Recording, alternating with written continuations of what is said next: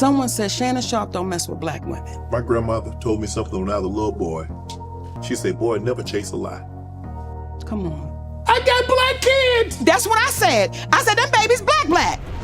All my life, been grinding all my life. Sacrifice, hustle paid the price. Want a slice, got to roll the dice, that's why. All my life, I've been grinding all my life. Look, all my life, been grinding all my life. Sacrifice, hustle paid the price. Want a slice, got to roll the dice, that's why. All my life, I've been grinding all my life. Looking for a super offer on Super Bowl 58? DraftKings Sportsbook have you covered. New customers can bet on the big game and turn $5 into $200 instantly in bonus bets. Download DraftKings Sportsbook app now and use code Shannon. New customers can bet $5 and get $200 instantly in bonus bets. Only on DraftKings Sportsbook, an official sports betting partner of Super Bowl 58 with code Shannon. The crown is yours. Hello, welcome to another episode of Club Shay Shay. I am your host, Shannon Sharpe. I'm also the proprietor of Club Shay Shay. And the young lady that's stopping by for conversation and a drink today is one of the best loved comedians. She's one of the most decorated actors. She won an Oscar, a Golden Globe. She's a British Academy Film, Theater, and Arts Award. She's a Scripps Howard Guild winner, NAACP Image Award winner. She's been nominated for a Primetime Emmy and a Grammy. She's a talented host, executive producer, writer, and an author, a versatile entertainer, a famed Hollywood star, a powerful name in the industry, a veteran stand-up comedian, a mother, a wife, a legend. The one, the only, Monique. Wow. No one does that better, baby. Thank you. Do it again. Say all that again, baby. Hello, welcome to another episode of Club Shay Shay. I am your host, Shannon Come on Sharpe. now, put them damn cards down and read all that again. Oh, brother, thank you. When we stop by, I want to toast you for your amazing, amazing career. Not only in front of the camera, but behind the camera and your stand-up career. Monique, thanks for stopping by today. Thank you for having me, brother Shay Shay. Thank you. Better drink some water after that one. Okay. Who? Yes, indeed.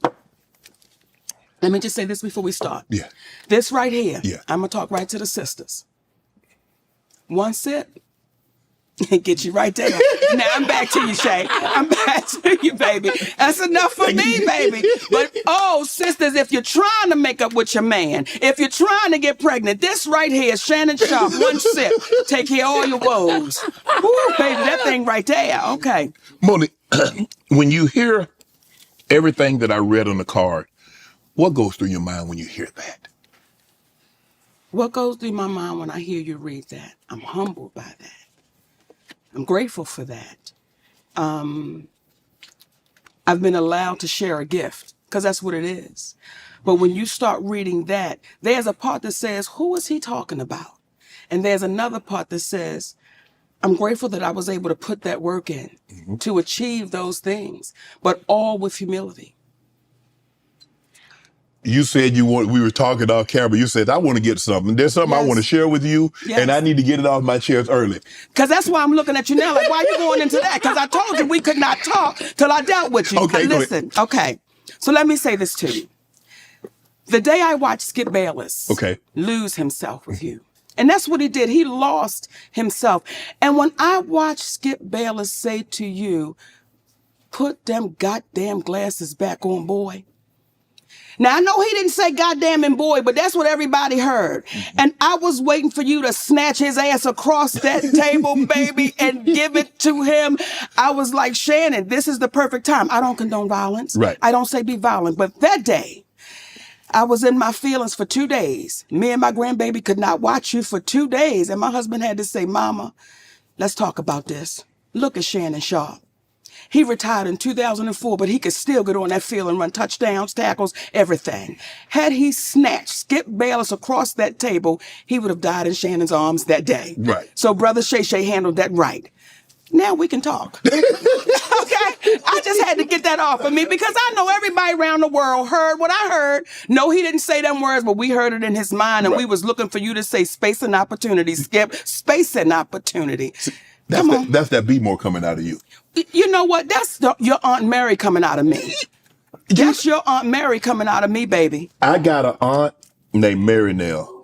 Monique, you and her are a spitting image. I remember the very first time I saw you, and my sister and I, we were talking, and my sister looked at me and I looked at her. I said, she's a spitting image of my Aunt Mary. And you are. Hopefully we're going to put pictures up when we run this. So you're from Baltimore. Yes. And I read everything that I read. When you were growing up in Baltimore, what did a young Monique want to be? Just what I'm doing right now, baby. You dreamed of this. Just when I tell you, Shannon, from a little girl, I always wanted to be famous. Okay. Because I saw the Jackson 5. Okay. And I saw people screaming for them and hollering. And I'm like, damn it, I want them to scream and holler for me, but I couldn't sing. Right. But I knew somewhere I was going to be famous. Right. So I prayed to the universe, just let me be famous. I didn't understand what all came with that. As a little girl, Right. you just see the lights, the glamour, the glitz, and you fall in love with that. So that little girl fell in love with the lights, the glamour, and the glitz. That little girl fell in love with a woman named Oprah Winfrey on a local talk show in Baltimore called People Are Talking. And when I looked at that woman, Shannon, I saw me. I saw a big woman with a big head, big shoulders, and big feet. And I said, if that woman can do that, so can I.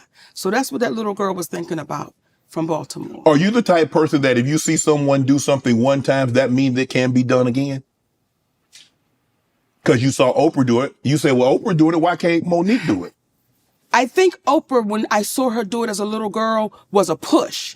However, had I not seen Oprah, my dreams would have still been my dreams. Okay. But when you see somebody that's inside of that space, because how many big black women are on TV even now? Correct. So back then, you didn't see any big black women on TV that was doing it. So I think had I not seen her, I would have still wanted to do it. But seeing her let me say, okay, it's possible. It's right there. Right. What was Monique like as a little girl?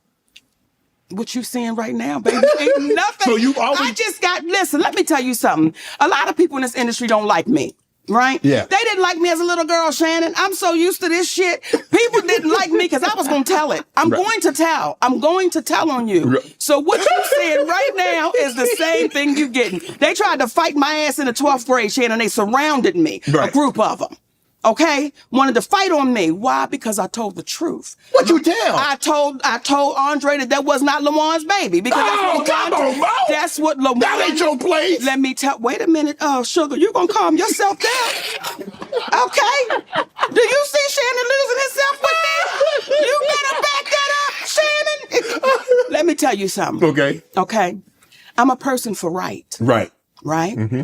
And if you tell me something and you say, Monique, I've done something to somebody, but don't say nothing. Shannon, I'm going to need you to fix that. Because if you don't fix it, I'm going to have to tell that because it's wrong. So when she tells me this is not his baby, but I'm going to tell him it's his baby, I can't let you do that. That's not right. Wow. So what I stand for is right. And I think where we run into a problem in our community, in our group, we get so caught in, well, that's not your place, but you see wrong happening, right? So when you see wrong happening, what you do? Do you just stand back and say, that ain't my business? Or do you look and say, well, I knew that wasn't his baby. Now the baby 21 years old and he's trying to find his father. What you gonna do? I'm asking you, what you gonna do? Well, honestly, Monique, if somebody say, well, Shannon, I'm going to tell you something, and I'm going to tell you this in confidentiality, and I don't want to go any further than me, you, and this table. Yes. It stays with me, him, and the table. Well, let me say this, because I'm going to go back and forth with your ass, okay? I would say, before you tell me, did you hurt somebody? Yeah, okay, yes. Before you tell me, is this something that would make me question your character? Before you tell me, you got to be clear about what you get ready to tell me. Because if you're getting ready to tell me something, and I know that you've done something wrong, I know that you're wrong, and I not say anything. That's why people are allowed to keep harming people for years to come. See Harvey Weinstein? Yes. Well, there's a lot of people that knew what was happening. But they felt it wasn't their place. It wasn't their place. Them. Right, until it becomes you.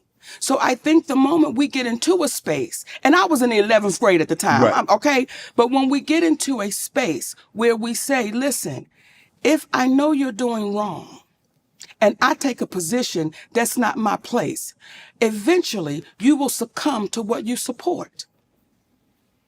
What was your relationship with the young lady that told you this in confidentiality? I'm not going to focus on, I was in 11th grade, now I'm 56. But when she told me, I told her, I'm going to tell. See, I'm that. I'm going to tell him what you said. So we clear. I'm going to tell him what you said because that's not right. Oh my goodness, Mo. See, I think that's the problem that we're dealing with right now, Shannon. Okay. When we know something is wrong. Everything Cat Williams sat here and said. Right. We all know it to be the truth. However, we get so caught up in, well, I ain't going to say nothing. Right. Well, can you believe he said it? Or can you? Or it's the messenger. It's the messenger, baby. We get so caught up in the messenger that we'll overlook the message. People have a hard time hearing a 5'5" giant tell the truth. People have a hard time with a black woman over 200 pounds tell the truth because people that look like us, we should just be grateful. We got invited to the party. Right. We should just be grateful that someone paid us attention. I've dealt with that my whole life. I've dealt with that. So when you get to a space where you say, listen, I want to be free. I want to be free. I don't want to walk around intimidated, scared, fearful. What might happen? What they going to say? What they going to do? If it's your story and it's the truth, tell it. Because what you can do is be in a position to prevent it happening to someone else over and over and over again. So if I go back to the 11th grade with that sister who's no longer with us, rest her with that sister, I would do that again. Because if you tell me something and we know it's wrong, but you're going to pin that on somebody else, is that right? No, it's not right. And what would your Aunt Mary do? Man, Monique, I swear, Monique. You're not answering my question. What would your Aunt Mary do? Well, she gonna tell it because you gonna tell anything anyway. So yeah, they probably know not to tell her. But that's why you love Aunt Mary, because Aunt Mary kept it in check. Yeah. Even though you didn't want to tell her, Right. she was going to tell that baby, you know that's not your daddy. Right. We're not going to play like that. You love Aunt Mary. I do. The uniqueness of your name, M-O hyphen. Most of the time, Monique is a singular. It's not M-O hyphen. What was that like? Because people say, oh, you trying to be different. You trying to be bougie. You know good well you spell your name Monique like everybody else spell Yes, Monique. I do. That's my stage name. When I'm not on stage, my name is M-O-N-I-Q-U-E. When I'm on stage, it's M-O, the little hyphen, N-I-Q-U-E. That's just entertainment. Did you ever think about changing it to the hyphen? No. On stage is one person. Off stage is somebody different. And sometimes we get the two mixed up. Right. On stage, I am an entertainer. Right. Off stage, I'm a wife, I'm a mommy, I'm a friend, I'm a sister, I'm these different people, but I keep that stage on the stage. How much of stage is actually Monique? That's good, Shay Shay. That's good.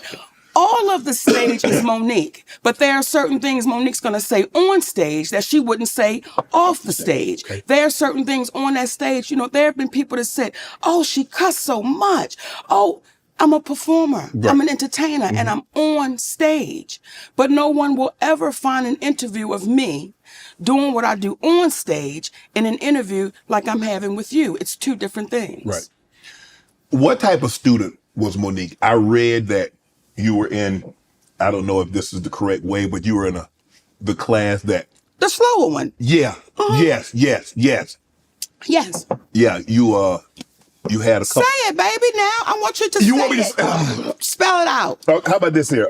Hey.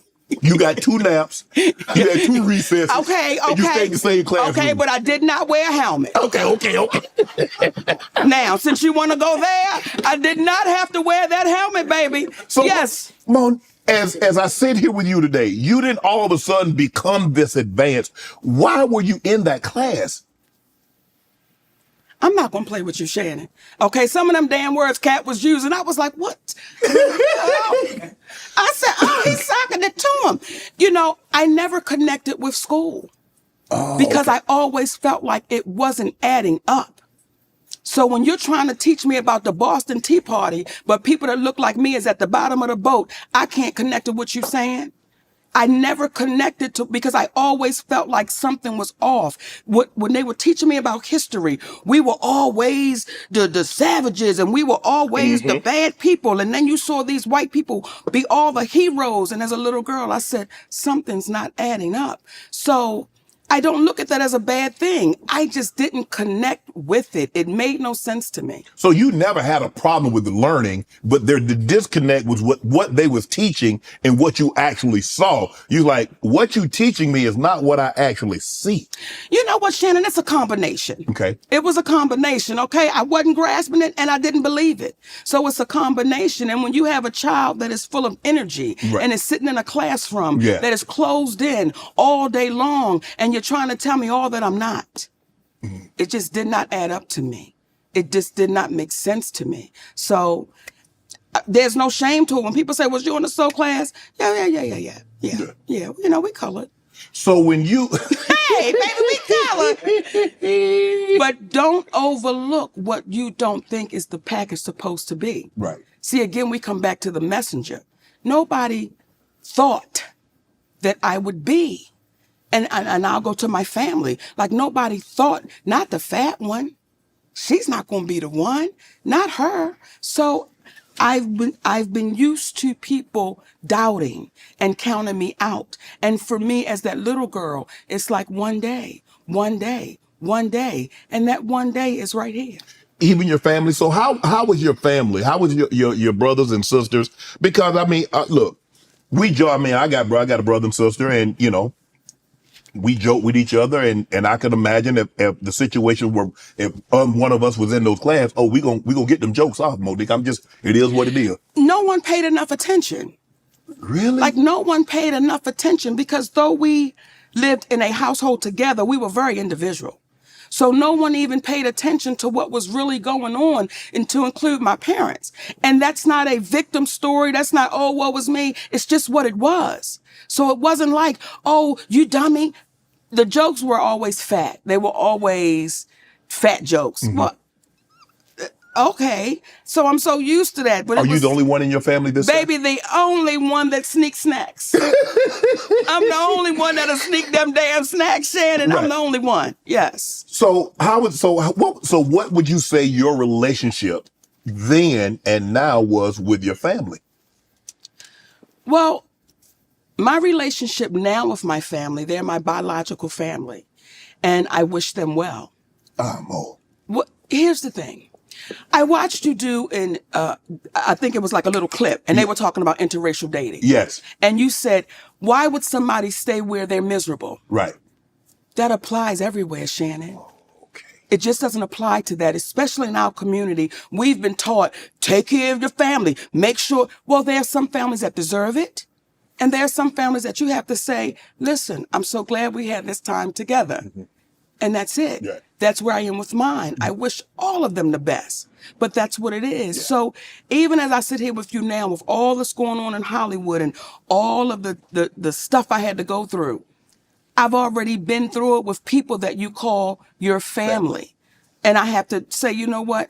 That has to just wash off when I know what I'm standing in and what I'm standing on. You're absolutely right, Monique. My grandmother used to always tell us, she'd say, son, teeth and tongue may fall out, but family never should. And she stood on that. No matter what transpired in the family, no matter how bad someone had treated you, you should never fall out. But hearing you say that's different, because just because we're blood, that doesn't mean we're family through blood. But sometimes it's somebody on the outside that's not blood, that's actually closer family than the actual biological. We've been taught to say trauma is okay. We've been taught to say you mistreated me, you abused me, you violated me, you disrespected me, you belittled me, but I'm supposed to look at you at Thanksgiving and say, how you doing, Unc? That's what we've been taught. You swallow that pain. That's why people have such a problem with Cat Williams. People have a problem with people that says, I'm going to tell the truth. I'm going to tell the truth. And that causes a ruckus. And you would say, why are people upset with the truth? When you hear Steve Harvey say, there are repercussions when you tell the truth. Well, remember when we were children? What would your grandmother tell you? Tell the truth. Tell the truth, because if not, there will be what? repercussions. Well, now it's got turned around. When you tell the truth, there'll be repercussions. So what's the opposite of that? Should I tell a lie and get a reward? So that's how we're rolling right now. That's how we're dealing with one another right now. So when it comes to family and people saying, oh, Monique, how could you? Listen, I want to live the rest of this journey that I have in peace. I want to be with my family, in love with my man, he in love with me. We watch our babies grow and develop their own families. I don't need anything in the midst of that because you family, that I should accept that trauma. I should accept you not taking accountability for what you've done, what you've said, and we just washed the slate. That's why we're in the position we are now as a community, as a Black community, as a community in entertainment. Everybody's been so afraid to say, look what they did to me. Look what they said. And it's like, oh, well, listen now, we don't want to ruffle no feathers, especially if the messenger doesn't fit what people should think the messenger is supposed to look like. Right. And we keep repeating history, Shannon. Is it a situation, Monique, where people look and say, well, you made it thus far? Well, it couldn't have been that bad. Because if it has been as bad as you said it is, Monique, how would you have ever gotten out of B-More? How would you have ever gotten into Hollywood? How would you ever have a talk show? How would you ever be on a sitcom? So how is it that bad, Monique, and you end up like this? You know, when you first got in the NFL? Yes, ma'am. Your eyes were like this. Yes. And it was, oh, I made it. I'm here. Right. And then after you start getting in it and you started seeing things and you started feeling things and now your eyes start getting a little closer because now you're understanding what the business is. Right. So when you first walk through the door, you're walking through the door saying, come on, baby. Oh, this is all I've ever prayed for. And when my baby Cat Williams sat here and said, no one's ever gone out to LA and got a sitcom like that. I was in LA for 3 months. And here comes a show called The Parkers. And there we go from there. It took off from there. So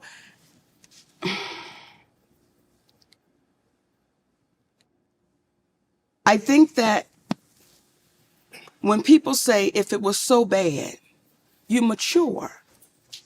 You begin to understand what you're dealing with. Right. You begin to understand what you're in the midst of. And once you understand it is when you can speak on it. Right. But before you really know what you're looking at, how do you speak on that? Right. Because when you first walk in the door of Hollywood, you have everybody telling you, oh my goodness, you're going to be amazing. Oh my goodness, this is going to be incredible. Well, that's all you know. That is all you know. Yes. But you're so happy to be here. Yes. And you're like, okay. When I listen to your story, you say dirt poor, Yes. bathroom outside. Yes. It was, we had to make it work however we can make it work. Correct. And then you get that first big check. Yes. And you think the people that gave it to you is awesome because they gave it to you. And it's more money than you've ever seen before until you find out this ain't the right money. This ain't the right amount. Wait a minute. If they got this, why am I getting this? Then you start putting the pieces together and you start saying, it's not right and I'm going to speak about it. See, when I saw Taraji broken on those platforms, it was painful to watch. However, Taraji and I had a conversation over a decade ago. Yes. In my trailer when I was doing the Monique show. And she said, you know, you got to keep on getting it until your turn comes. And I said, Taraji, most of us die before our turn comes. We got to ask for it right now. Now, I understand that because there was a time I felt the same way. Exactly. Because that's what I was told. Right. You just keep going and we'll get him the next time. We'll get him the next time. We'll get him the next time. And the next time never comes. And then you see our sister broken, sitting on those platforms. Now, when I said it, why didn't it get the traction when you said it that when she said it, now all of a sudden everybody is coming. And I don't have a problem. I'm glad. Yes. But if you said this a decade ago, and I remember you saying it over a decade ago, why didn't it get the traction? Why didn't it get the support? Why wasn't it propped up when Monique said it? I think there's a few reasons why. Number one, it was the messenger. I should just be grateful I got invited to the party. You a big, fat black woman. How dare you be the one? And then on top of that, you're saying names. You're saying Oprah's name out loud. You're saying Tyler's name out loud. You're saying Lee's name out loud. You're saying Lionsgate out loud. That's not what we do. We say they. We say the people. We say the studio. We say the producers. How dare you actually say our heroes' names? You're very specific. These are our heroes. How could you say their names out loud? Because they're the ones that did it. And if I don't say it out loud, now you see a woman that is swallowing that pain, that is so stressed out. Then you see our sister Taraji P. Henson sit on that platform. And I love that baby because she's a beautiful spirit. But to see her that broken, what our community was saying was, we have a hard time, some of us, we have a hard time seeing a strong black woman with her back straight and a chin up and a strong black man standing by her side. We have a hard time accepting that, but we can accept seeing a black woman broken. Now it's really serious because she's falling apart.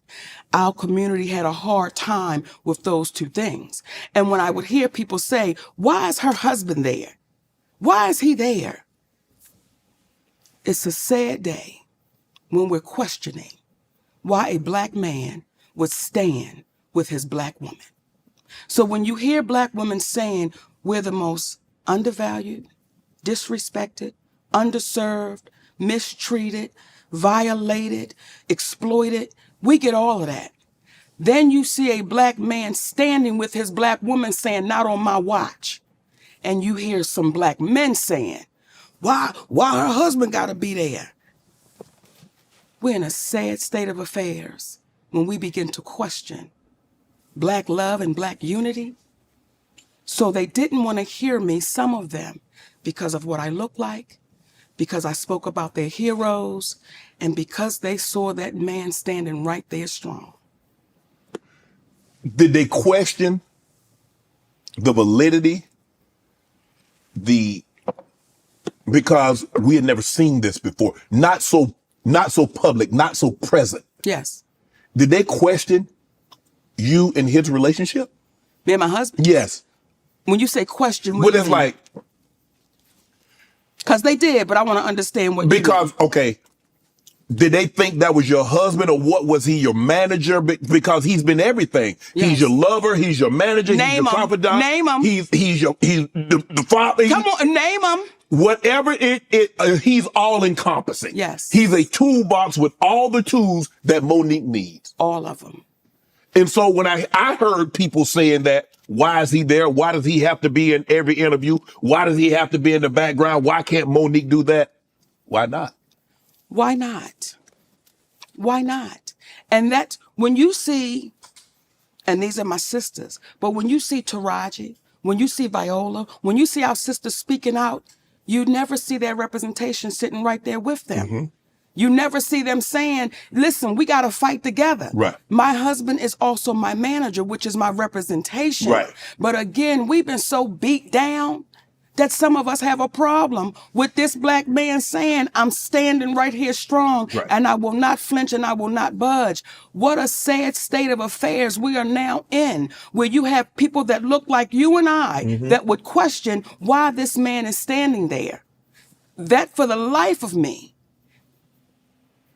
is disheartening. Mm-hmm. When we heard Brother Malcolm say, we've been run amok, we've been hoodwinked, we're now doing it to ourselves. We're now doing it to ourselves. So when you say, Monique, it was different because we had never seen that before, you said their names. Mm-hmm. Let me say this, I'm not the first one. Right. I'm not the first one, but we get washed away in history so easily that we start thinking, oh, this is the first one. This is the first one. Her name is Claudette Colvin. And she's not the first one, but she was before Rosa Parks. Mm-hmm. But because Claudette Colvin did not fit the picture that they thought she should look like, she was dark skinned and she had coarse hair. And because the organization, I believe it was the NAACP, mm-hmm. did not think she would be accepted by the white people, mm-hmm. They had to get somebody that they said the white people could accept. We keep repeating the same thing because what I said is no different than what anyone else is saying. Not at all. Right. It was the messenger. And it was the way that I'm not putting my head down. I'm not shedding one tear. I'm not going to say, I don't want to say their name because I might get in trouble. I'm going to say all of it. Right. Because when you really think about that little girl coming behind you, what I don't ever want that baby to see is me broken. I don't want her to see me falling apart. And I understand it. I understand how it can happen, Shannon, when you may not have a foundation at home, Correct. when you may not have that man at home or that woman at home, whomever, that support person saying you're not crazy. Right. I got you. Come on. We're going to go through this. We're going to get through this. So for us, if we start taking things for what they are and get out of our emotions, we would be so far along. Do you believe punishment?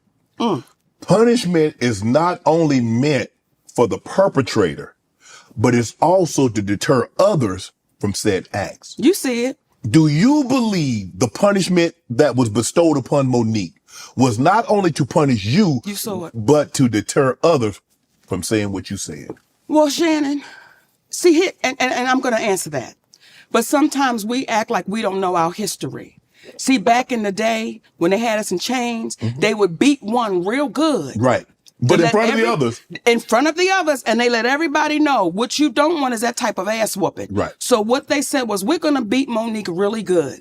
We're going to sit her down. And I made it public. Financially, my family took a hit, Shannon. And when I tell you we took a hit, Right. we took a hit. So when you see our sister go through that, you see her go through, and we act like our eyes didn't see what it saw when we watched that promotion happen with The Color Purple. Right. We wanted to act like we didn't see how Oprah Winfrey treated Taraji. In my humble opinion, when you saw her walk up, you saw that there was tension. You saw that there was something happening. Right. And then when you see Taraji write her a love letter, it's like, listen, we got to stand tall and stand strong on what we know. We know you were mistreated. We know it wasn't right. We know it was unfair. And then you turn around and say, oh, but Lady O handled it. I have a problem with that. I have a problem with that because that allows Lady O to keep on doing what she's doing. And we're in a position of, I don't want to say nothing because we saw how Monique got whooped. Now, again, that's just my humble opinion. But I don't know I don't know how else to frame that. It's like, listen, you better fix that because you saw what they did to her. You saw how they treated her. Is it a situation, do you believe it's a situation that Oprah might have faced something similar that maybe wasn't as public as you? And she's looking at it, well, if I faced that, went through it and came out on the other side and look at me, it should be okay. Because sometimes we get that with parents. You know, I struggle. You say my kids should have to struggle sometimes also. Do you think that might be something going on with her? Or you just like, there's a disconnect? There's a disconnect. Okay. There's a disconnect, and there's been a disconnect for years. There's a disconnect. And I think what happens is we place people on these pedestals and we say, oh no, you can't do no wrong. We don't even want to hear it. Right. And when you hear cats say, you know what they do? They don't say anything and they act like it didn't happen. I'm going to keep talking until you take accountability. Right. Until you say, Uncle, I've done this. That's why it was so important. From Oprah Winfrey to Tyler Perry, Lee Daniels. Now, Lee Daniels was the only one I had to deal with. Did you see Lee Daniels apologize? He walked out on that stage. Not only did he apologize on stage, that man apologized to our children. That man apologized to our children and said, I need to apologize for what I put y'all through. He's the only one I had to deal with. However, it became a problem with Oprah Winfrey and Tyler Perry that I wouldn't do something and work for free. Now, when you say, well, maybe Oprah feels like she came through it, why can't you? Right. Well, there's a story with Oprah Winfrey when she was on the show, People Are Talking. Richard Sher was making $55,000. She was making $22,000. These are her words. It was her co-host. She said, I had to leave because they wasn't paying me fairly. Now you say, Black woman, who did nothing wrong, and you're in the midst of this situation because she called me, Tyler Perry called me, Lionsgate called. When you were on the phone with my husband, you said, I agree with Monique. I agree with the position she's taking. But when it came time to say it out loud, Oprah Winfrey went totally silent. Now, to Tyler Perry's credit, Tyler Perry called us up, right? And he said, I can see the pain in you and I can hear it. And I want to let you know that I would never do nothing to hurt you. But the conversation kept going on. Only for Tyler Perry to admit he did start a rumor that I was difficult to work with. He lied. Only for Tyler Perry to admit I was wrong. And when my movie Boo come out, I'm going to say that, right? Now, here's where, when you did that interview with Kat, I could respect how you do it. Because Kat said, you let them people lie in your face. And your response was, Kat, I don't know if they're lying or not. right. Because I can only take them at their word. At the word. Right? Yes. Well, we sent you the audio of Tyler Perry. I don't want you to take me at my word. I want you to hear his words. And what did you hear that man saying? What did you hear that man saying? He said it. What did he say? Is Monique, you know you're not supposed to be recording people. No. Let me back up. Okay. Everything we did was legal. And here's where a black woman really gets the kick in the ass. Had I not recorded Tyler Perry, then it would have been my word against his. And then on top of that, it would have been, he's so powerful, we can't even pay no attention to that. Right. Well, now I have him on audio, which is legal to do where we live. Right. Okay? We have him on audio. And do you know what some people then said? Why would you record him? Just like you sat there and said, you know it's illegal to... But did you hear what the man said? I violated you. Yeah. I mistreated you. Yeah. Do you know, Shannon, that's cost my family tens of millions of dollars? Yeah. Over a lie and a he's gonna compensate you for that? I want you to look in your camera. Yes. And I want you to talk to Tyler Perry because you heard what that man said. So ask him, will he compensate my family for that? Tyler, will you come on Club Shay Shay and let's have a conversation about the fair compensation for what transpired between you and Monique? You can sit right here and she's sitting right here and you and I can have a conversation. And we'll do you one better. And give me 5 on that, baby. We'll do you one better, Shay. My husband and I'll sit right next to him. See, with this whole situation and some of the people that Kat talked about, ironically, I have this issues with those same people. There were people that reached out to Tyler Perry on my behalf. Okay. And I was grateful for that. Okay. There was Al Sharpton, the Reverend Al Sharpton, civil rights leader. Yeah. I sent him that audio. He listened to it. He said, baby, what that man did to you was wrong and you're like my daughter. And we're going to have to get him to fix that. Right. We didn't hear from Al Sharpton for 6 months. The next time we saw Al Sharpton, he was on a podium talking about we don't need to fly commercial because we can fly Tyler Perry's private jet. I said, that's why maybe I'm not hearing back from him. Okay. Then we had our beautiful sister, Stephanie Mills. Yes. Okay. Who is, she don't play. Yes. Right? I told her what happened, sent her the audio. Now, I don't know if she listened to that audio or not, but however, she called Tyler Perry. She said, Monique, Tyler Perry does not want to revisit this. Okay, fine. Right. While we're on the phone, Tyler Perry calls her back and says, I will meet with Monique, but not with her husband. Now, you ready for this? Yeah. And then Monique has to apologize publicly to say Oprah and I had nothing to do with messing up her career. But that'd be a lie. Look in the goddamn camera. I thought that was a stage the way you... Look in the camera. Yes. Because you heard it. Yes. Right? Yes. So when you hear what this man is saying, so I said, Stephanie, tell Tyler Perry, never will I meet with him without my husband. And I owe no apology, so I'm not going to give one. That goes away. Kevin Hart. Now, you know when Cat Williams said gatekeepers? Yeah. Kevin Hart, I do his podcast. Yes. And I want y'all to re-listen to the podcast so you can hear it for yourself. When he first comes on, he says, "You're like my mother.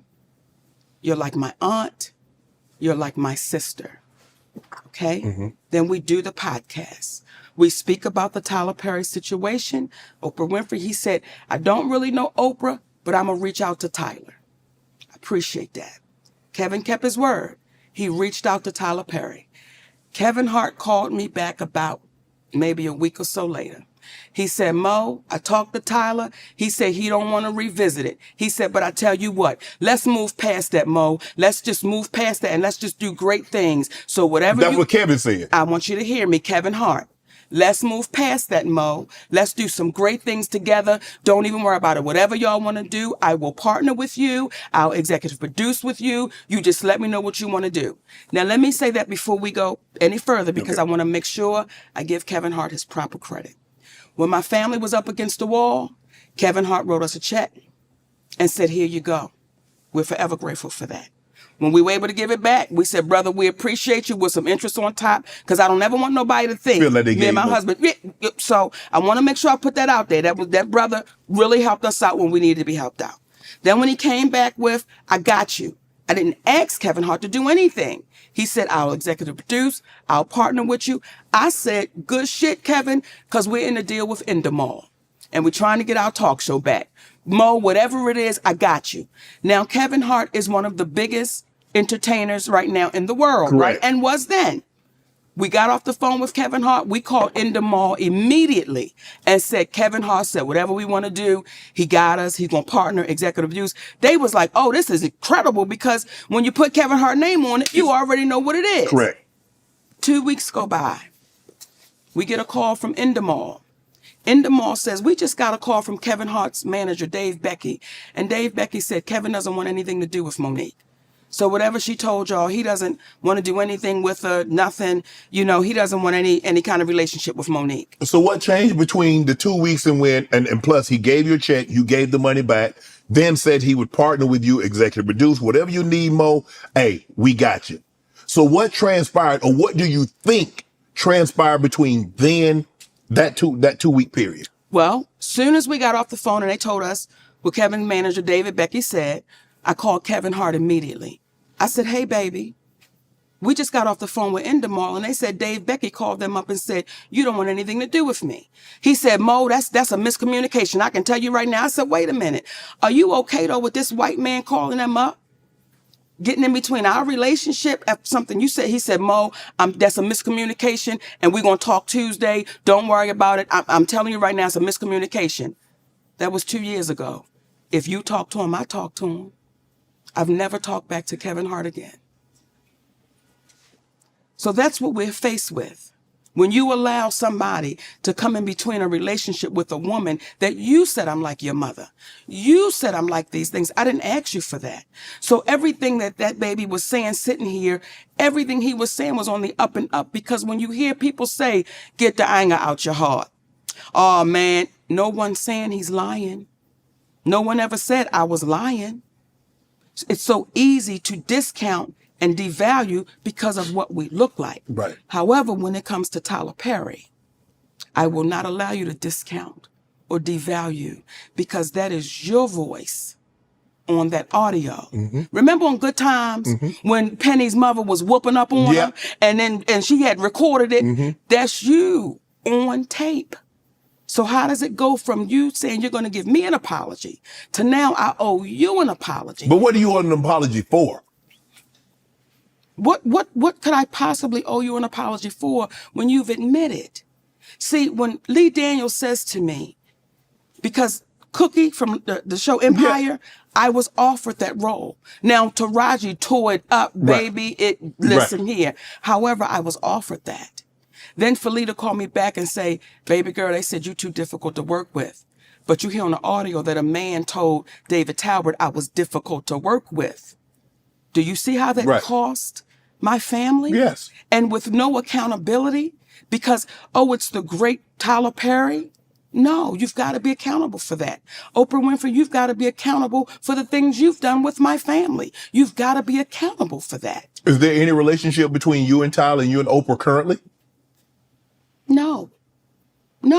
But I thought there was an apology. I read I read somewhere that Oprah had issued you an apology and Tyler had issued an apology. That's not correct. No.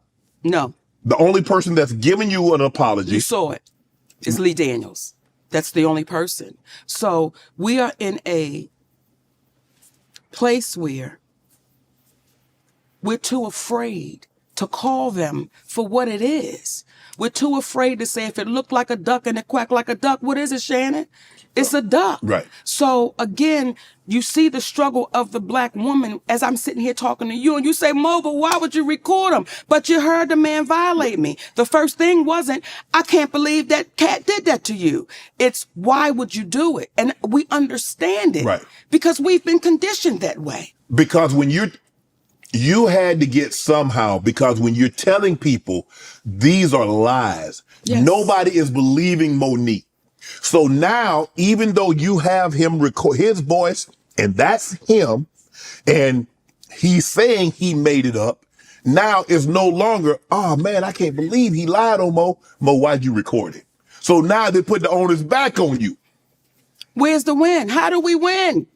How does a Black woman win when you say, here he is right here? And I look to the community and say, how long do we allow us to keep being exploited, used up, taken advantage of? And because we think somebody can give us an opportunity, we just say, shh, I'm not going to say nothing.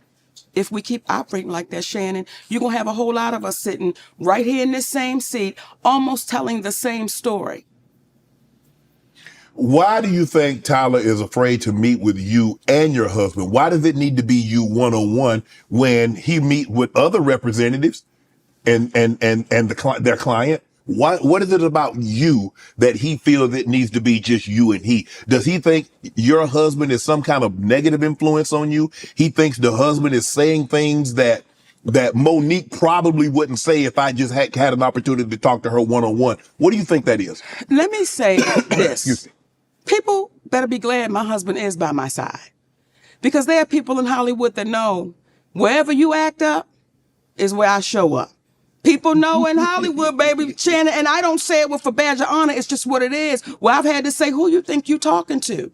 And we sitting there with the president of the studio or my patience level is not going to allow. I've been molested. I've been violated. So the moment I see you trying to do it, we're going to have to address it. My husband is nothing but a gentleman. And you know why people have a problem with my husband? Because he's right to it. There's no, we're going to dance around the bush. He's right to it. Right. And people like Tyler Perry, people like Oprah Winfrey, they look at my husband and say, how dare you be so direct? Right. How dare you not put your eyes down when you're talking to me? How dare you do that? My husband is also my manager. Why would he want to exclude my management? It's like, Tyler, you should want my husband to be there. You may want him to be sitting right there, so that way we can have a conversation that everyone can be heard. Mm-hmm. But I appreciate you, Shannon, because most people are too afraid that's heard the tape. They're too afraid to say, no, I heard it, and this is what he said. Mm-hmm. I appreciate T.S. Madison, because T.S. Madison was the first one to say, no, I heard what he said. Mm-hmm. So when folks were trying to jump on her, she not down for the Black woman, listen, baby, y'all don't even understand the fights that sister be having when ain't nobody watching for the Black woman. Right. So I appreciate you looking in that camera. Right. Well, I mean, look, sometimes there are some Black people, some, not all, some, that my grandpa used to say, Mo, is that if you're not careful, you'll become the very thing you despise the most in a person. Now, what do we despise most about Trump supporters, ex-President Trump, is that no matter what he says, no matter what he does, they give him an out. There's some people in our community, no matter what powerful Black people say or do in our community, we'll give them an out. And we can't. And we become the very thing we despise the most. What we despise most about ex-President Trump supporters is that no matter what he does or says, it's okay. Yes. We can't do that. We can't. If somebody's wrong, like you said, Mo, if somebody's wrong, we have to be man or woman enough to say they're wrong, regardless of what comes along with that. They don't know. They don't understand what them saying I'm sorry will mean for them. See, when I read the Because other that's day, not for you. And I'm sorry, it's not for the person that you offended. It's for you. Because currently you're in hostage, your feelings, because you have to live with that. You've got to knowing live with that. what you've done. So when you see a woman say, me turning 70, I'm so happy because I've never hurt anyone. Stop it. Stop it. Because there's a black woman that has been calling your name for over a decade that you seem to want to make go away. And I know I'm not the only one. Would you sit, if Oprah called Mo today, would you sit down and have a conversation with her? Let me tell you what I'll do if Oprah called me today, Shannon Sharp. We will sit down and have a conversation with Oprah Winfrey. We will sit down and have a conversation with Tyler Perry. We will sit down and have a conversation with the presidents of Lionsgate. We will sit down and have a conversation with anyone that is, I'm going to say brave enough to sit down and have a conversation. But what happens is within seconds, if Tyler Perry was to sit right here, you would say, man, I heard you. What you trying to tell me about this sister? Within seconds, Oprah Winfrey would know that people would say, hold up. See, when I speak about Oprah Winfrey, and let me be clear, I love that sister because she's our sister. Mm-hmm. She just got to come back across the street. We got the light on. When I speak about Oprah Winfrey, I speak about that woman because she's spoken about me. And when you begin to speak about me privately, I'm going to speak about you publicly. You've been unfair. You've been unjust. And you watched a black woman be thrown under the bus, and you said nothing. And here's what's interesting as well. My husband was saying to me, after I won the Oscar award, right? Mm-hmm. And she had the people come, to talk to the Oscar winners. And I go on the stage and I talk to the Oscar winners. Well, when we go to a commercial, the people in the audience, and I say this humbly, as my husband was telling me, he said, Mama, they wasn't screaming Oprah. They were screaming Monique, mm-hmm. Right? So much so, I had to say, y'all gonna shut that shit up now. We get ready to go back on the air. We having fun, right? He said, but I watched Oprah. He said, and I watched her almost turn in her seat like they screaming her name. Now, some people will say, oh, Monique, you're reaching. Well, let me tell you what then happens. The movie The Butler, mm-hmm. That movie was offered to me. Lee Daniels came out and said, I did offer Monique The Butler. But as he said to me, he said, Mo, at the time I didn't have no power and I didn't have no money. So when Oprah said she wanted it, so who played the lead role in The Butler? Oprah Winfrey. Lee Daniels was getting ready to do a biopic on Richard Pryor, and he offered me the grandmother. Who then calls Lee Daniels and says, I want to be the grandmother. So as you're looking at me, it's the same way I'm looking at that sister. And I'm saying, why don't we sit down and have a conversation? Because the way things could look, it may not be that way, but just the way things look, Oprah. Just the way you would have my family on your show, Oprah. One might say, Mo, well, I mean, if they're looking for a black, Big, go ahead and say it. Shannon so careful with his words. He want to say fat black woman. If the role looking for a fat black woman, Mo, but he was like, but I want to keep my podcast, Mo. Y'all ain't finna cancel me. This why we love you, Uncle Shay Shay, because we want you to say it, a fat black woman. Now, me and Oprah fit the damn description, Shay. Fat black. Don't we fit it? You do. But I'll be right back in I'll be your neighbor up there where you live at. Listen here. So, are you lying? No. Now, I'm not going to have your big ass sitting here in the Hall of Fame and you scared to say shit. Okay. And I want to excuse myself for any of the babies that might be watching this, because I wasn't going to say no spicy things. But Shay Shay get me wrong now. Come on, Shay. One might say, mm-hmm. or people might say, well, Mo, I mean, the role calls for a heavyset black woman. You, Oprah, y'all fit the roles. Yes. How do we know that she wasn't offered the role at long, and people think that she's better, more qualified than you. It don't work like that, Shannon. You can't offer me. Once you say, I want you, Right. that's what it is. Okay. Okay? Yeah. But I don't have the money to fund a production. Right. I don't have the connections to go to the studio and say, listen, I want to do this movie. She does.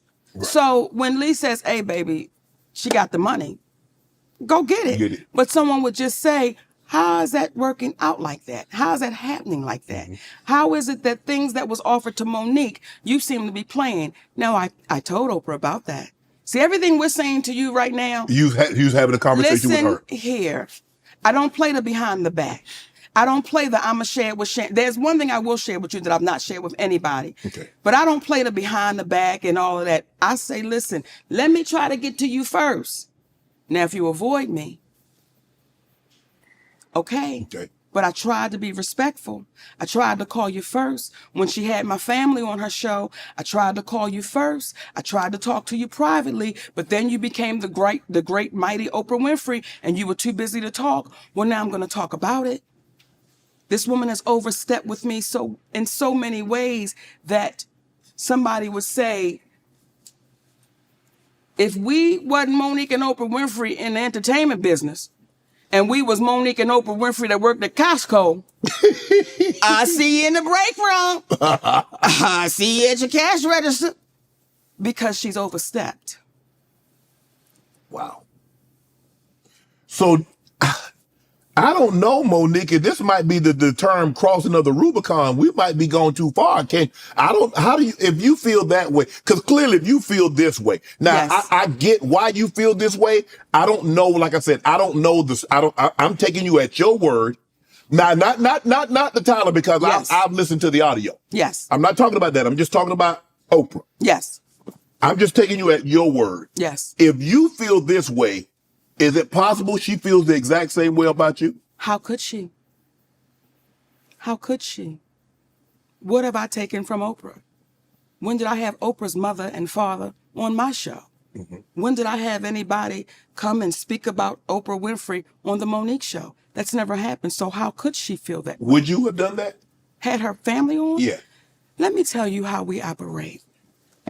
When we had the Monique show, there was a comedian on there. Mm-hmm. And he was trying to joke T.I.'s wife, Tiny. Mm-hmm. My husband walked out in the middle of his set. He said, cut. He said, brother, we don't do that here. We uplift our folks. Mm-hmm. We don't play that. So no, I would not have done that. When Oprah Winfrey had my family, and I'll tell y'all, and I'm looking around, baby, because there are people here. Yes. Okay, and I don't want to be rude to the people at Shay Shay's club. You got other people in the club, mm-hmm. right? When Oprah Winfrey called me up, and she said, I got a call from your brother.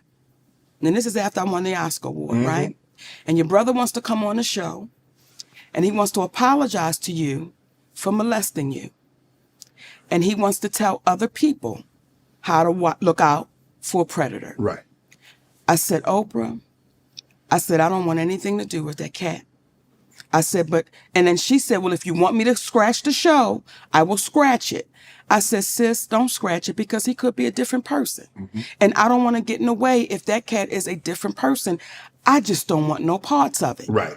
Okay? Mm-hmm. When I hung up that phone, Shannon, I was like, I appreciate that sister. Like, she didn't have to call me. She didn't? She didn't have to call me and say, I'm going to have your brother. Right.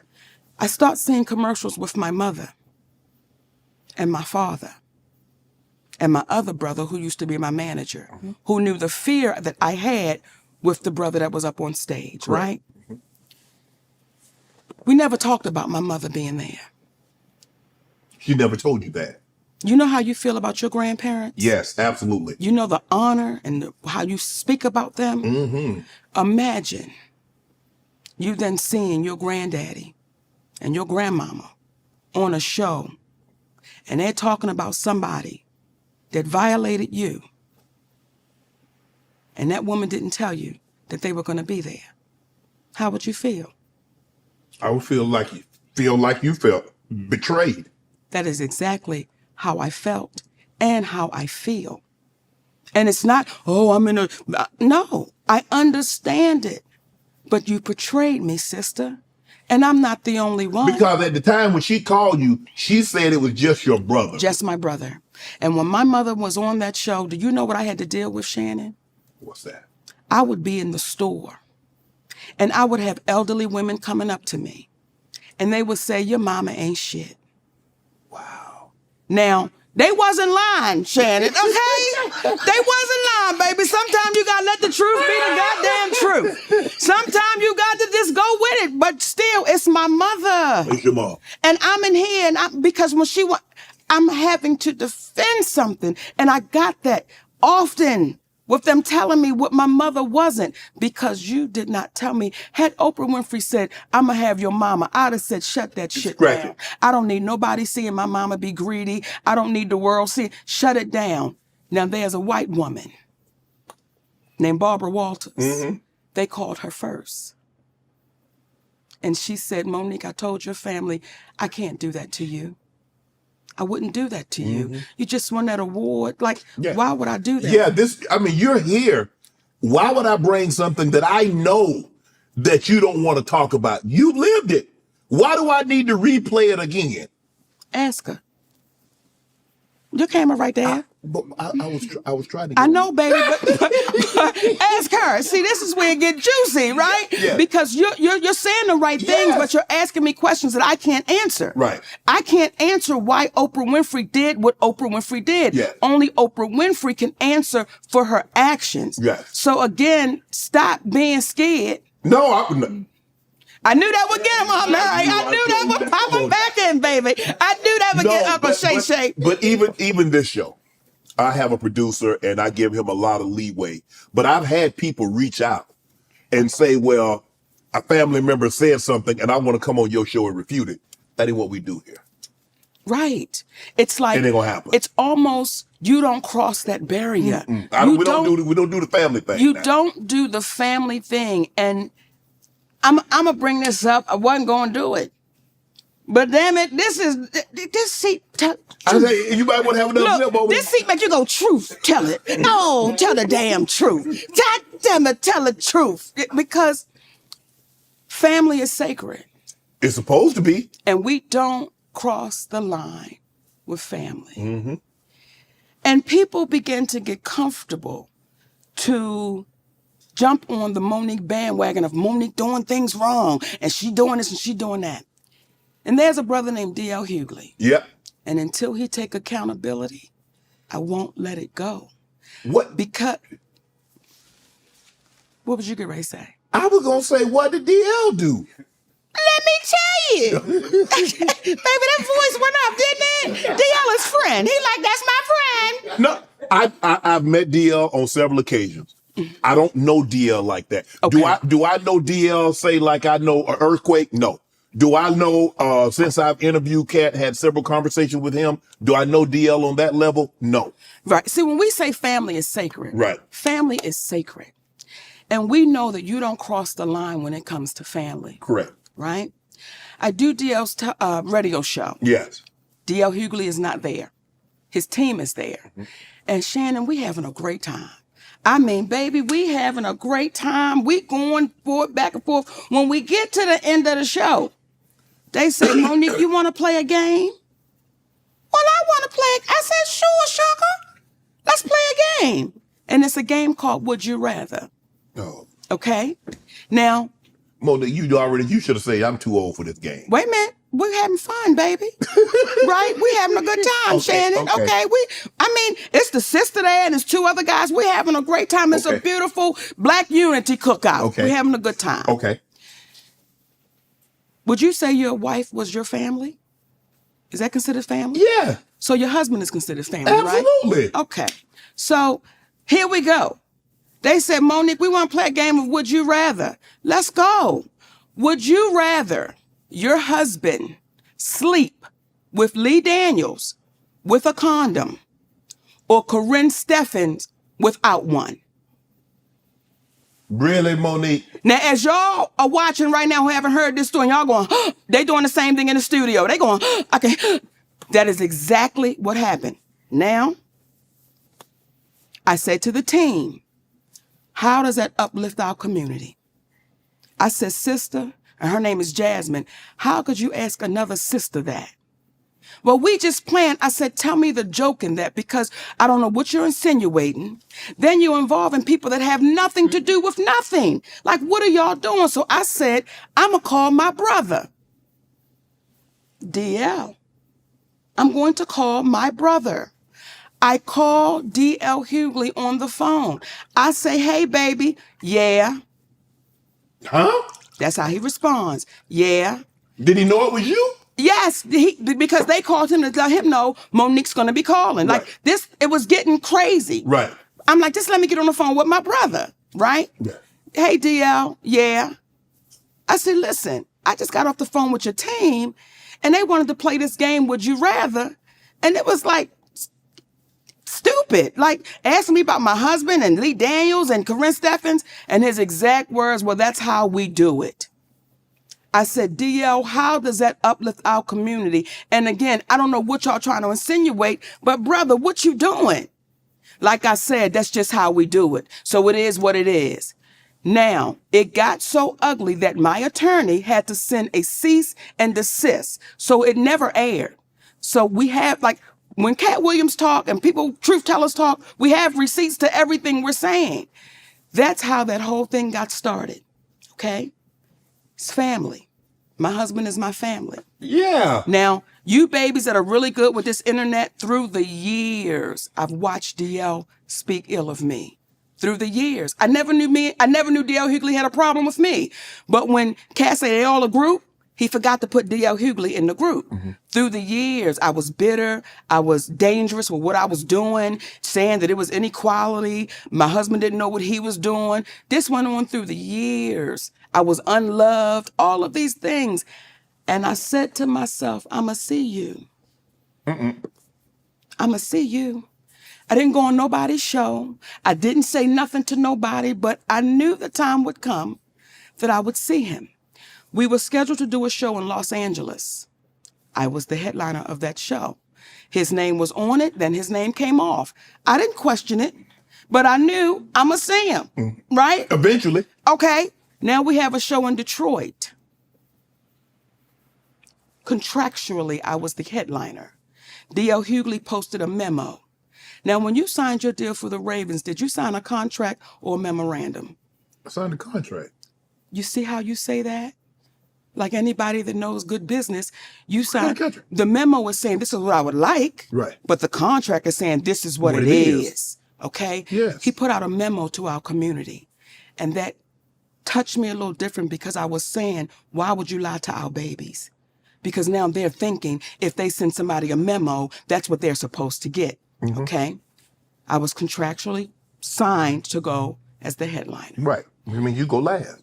DL Hughley didn't come into the building until 9:30. Now, contractually, I said I have to be on stage by 9:30 because if the show starts at 8, I refuse to keep an audience waiting. Right. That is disrespectful to the audience. Correct. When I went out on that stage, Shannon, I made sure everything I said, he heard me. Because now you're here and I'm going to say it to you. Mm-hmm. And I said some things on that stage that I said he was cowardly. And some folks said, how could you say that? How could you do that? And then I posted some things to say, this is what I meant. See, you came after my husband. And when you had a chance to fix it, when you had a chance to say, Mo, my bad, you know, we don't even get down like that. Right. You told me it is what it is.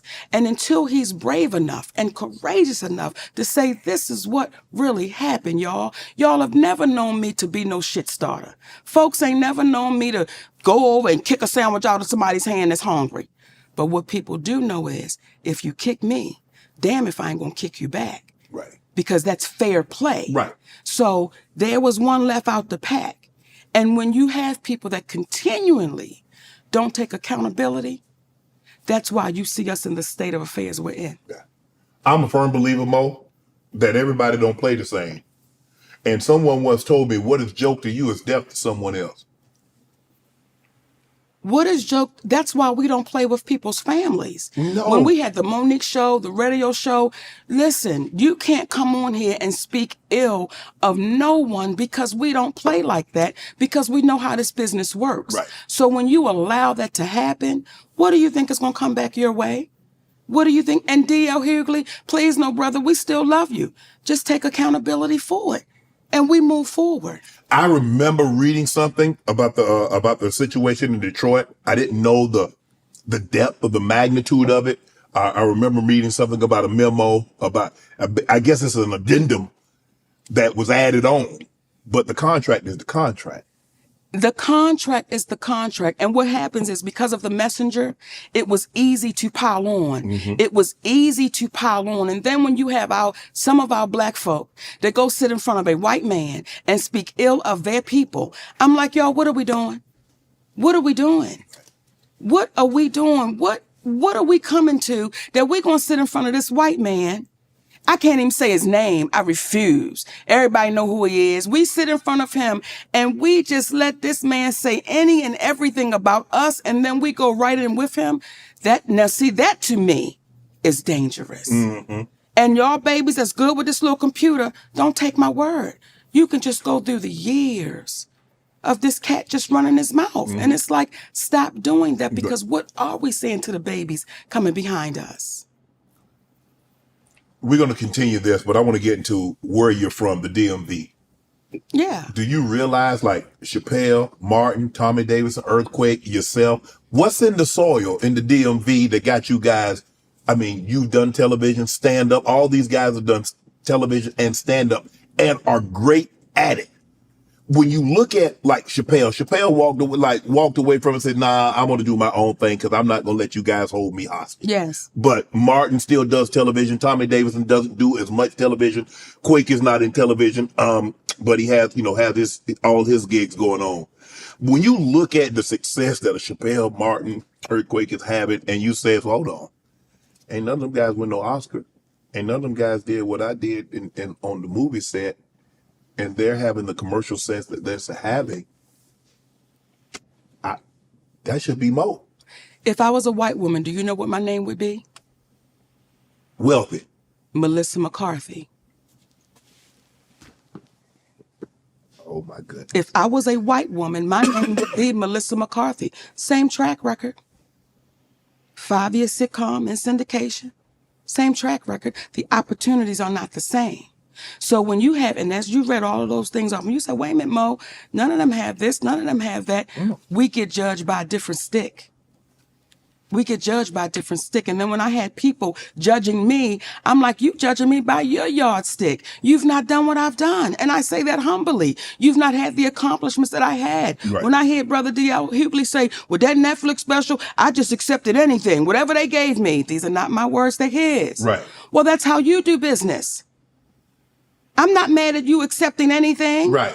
Why are you mad at me saying I won't accept anything? Right. That's the difference. Mm-hmm. It's like people were judging me. I was hearing people, Shannon, okay, I didn't know we had so many tender people in our group. Yeah. I didn't know we had so many tender love. I didn't know we had so many tender people, and I wouldn't want to be on the front line with these tender people where it's like, oh, I can't believe you said that. I can't. But is what I said the truth? Is what I said the truth? Mm-hmm. No, I didn't put no sugar on it. Right. It was shit. Right. And I didn't try to make it taste good. We got to stop running away from what is real, and we run into fantasy. And that's how come we keep staying where we sit. Mo, before you became Monique that everybody has seen over the last 2-3 decades, what were some of the jobs that you had that you like, man, this ain't for me? I mean, this is just a holdover. It's just a bridge. Every job I had, baby, it was special. Was it? Every job I had, baby. You were the best at it. Let me tell you something. I worked at the drive-thru in Popeyes. I worked in the drive-thru in Popeyes, and that was my microphone. Every time somebody came to that window, I was on stage. Welcome to Popeyes. My name is Monique. What would you like today? And they would say, hey, Monique, I'm Shannon. Hey, Shannon, how you doing, baby? What's your order? And you give me your order. And then I say, would you like a hot apple pie with that, Shannon? You say, you know what, Monique, I sure would. Come on around here, baby. Let me see You're the oversoulder. Listen here. Popeyes, where my damn money? Because I was a seller, baby. If you wanted a 2-piece, I gave you 4. You wasn't going to lose no weight coming through my damn window, Shannon. That's why I ain't lost no damn weight. What I sold, I ate. If you got 2 pieces, I ate 2 of them. Welcome to Popeyes. Hey, baby, come on now.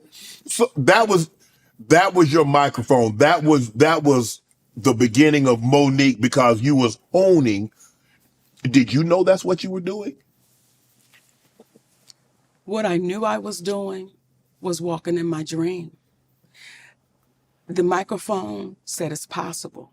When I stood in my bathroom mirror and I wrapped the towel around me, and it didn't go all the way. I wasn't devastated. Okay, I don't know if they just didn't have enough money to buy me a whole damn towel, but I would still stand there, and that was my gown. Right. And I would pick up that brush, and I would say, I would like to thank. So I've always seen it. Did you always know that was Oscar always in the back of your mind? Did you always? Oscar was never in my mind. You just wanted to be in TV? You wanted to be in show business? What aspect did you want to do? I wanted to be famous. I loved what it looked like with people being famous. I didn't know to say, I want to be wealthy with the fame. Right. I didn't know to be specific to ask for it, but I wanted to be famous. Who did you know that looked like Monique that was famous? Oprah Winfrey. So do you see how far this relationship goes? Mm-hmm. That's who I knew that looked like me. See, when people always ask me about the Oscar, right? But no one ever asked me about the Image Award. No one ever said to me, what did it feel like when they called your name for the NAACP Image Award? And they were people that looked like me, right, because we put so much weight on that award that it's such an honor. And it's an honor for any award. Right. Not just that one, but as a little girl, I never watched the Oscars because nobody looked like me winning. So I was like, this is not for me, but when I watched the Image Award, baby, those people look like me. Right. The BET Awards, those people look like me. Mm-hmm. So I was honored the first time they called my name for an Image Award. When I tell you, Shannon, that night, baby, when they called this little fat girl name from Baltimore and the award goes to Monique, well, listen here. I got so good with them calling my name, and this is what had to humble me. You will get humbled, baby, when you just think they get ready to call your name. I had won it like 3 years in a row. This the 4th year. Uh-oh. Anyway, call my name again, Shay. Let me situate myself in my chair. You ask your husband, do I look good? So here come the category. Okay. Hey, baby. The best actress in a sitcom. They named me, Tisha Campbell, and I cannot remember the other sisters, right? I know they get ready to say, and the award goes to Monique. So I got to, because I'm a big girl, you got to scoot up. Yeah. So you can be ready to push up, right? So I scoots up and get my gown together. And the winner is Tisha Campbell. I said, all right, girl, go on and get that. That humbled my ass and sat right back down. But it was never the Oscar for me, baby. Right. It was never the Oscar for me. So how did stand-up happen? Stand-up happened on a dare. My brother came home one day and said he went down to the comedy club to do open mic night. Mm-hmm. And he did so bad. He said they was booing me, but I was 6 beers in, so I thought the booze was applause. So my boy had to say, man, nah, bro, this is stinking, right? So we cleaning out the pool. And he says, I said, if I was there, I would have said, and that was 30 minutes of what I would have said. Then he said, I dare you to go down next Wednesday and do open mic night. It was a club called Burke's in Baltimore. Mm-hmm. I went down that next Wednesday, Shannon, and I got a standing ovation. And from that moment to this moment. Were you hooked? I was. It is nothing like, and I'm sure you can appreciate it, understand, when you walk out on that football field and you walk and you smell it and you walking into it and that little boy in you says, I'm here. Mm-hmm. I'm still there. That little girl in me is still saying, I'm here, but I'm a grown woman. Right. And I'm saying now that I'm here, you got to pay for it fairly. If not, I'm good. I just have to walk away. How much How different is that Monique? Not just in age, Yes. but how different is that Monique to the one that's sitting right here on this couch? Oh, she grew up. That one was naive. Were you ever naive? Yes. Yes. Yes. When you first come to Hollywood, Shannon, and I got a show called The Parkers. After I was in Hollywood less than 90 days. Wow. 90 days. And you have agents and you have managers and you have attorneys, right? And they're telling you all the good things. And everybody always said to me, you want to get the syndication. Yes. You want to get the syndication. Once you get the syndication, you work because you want to work, Right. right? So syndication is what, 5 years, 100 episodes? Syndication is 100 episodes. Okay. Right? So that's all I knew. I didn't know to ask to be an executive producer of my own image. And nobody told me. I didn't know to ask for that. I didn't know to ask for, after the third year of being on a successful sitcom, that you could say, I now need a bonus. I didn't know to even negotiate that, and no one told me to negotiate that. They're definitely not going to tell you. All they kept saying is, when you get the syndication, when you get the syndication, when you get the syndication. Well, 3 years in, The Parkers was in syndication. Now, no one told me that. You learn it once you open your eyes, because now I'm going around the country doing promos. The Parkers is coming on at 4 o'clock in your city. The Parkers will be on at 2:30 in Sacramento. Y'all make sure y'all watch The Parkers. It's coming on. I'm not knowing I'm promoting the show in syndication. No one told me that. All we're doing is saying if we get to 5 years, we got to 5 years. 110 episodes, me and a beautiful young lady named Countess Vaughn, who was my baby to this day. We had the Laverne and Shirley law, Yeah. right? You're supposed to be equal. Yeah. Once we got to the 5 years, our attorney, my attorney, Yeah. and the agents said, oh, the Parkers made money. Y'all gonna get paid from the Parkers. It's made money. Okay. Years go by. By 2004, the Parkers, we went off the air in 2004, right?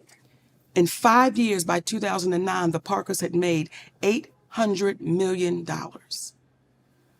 You're like, oh, yeah. Stay Money, with me. Money.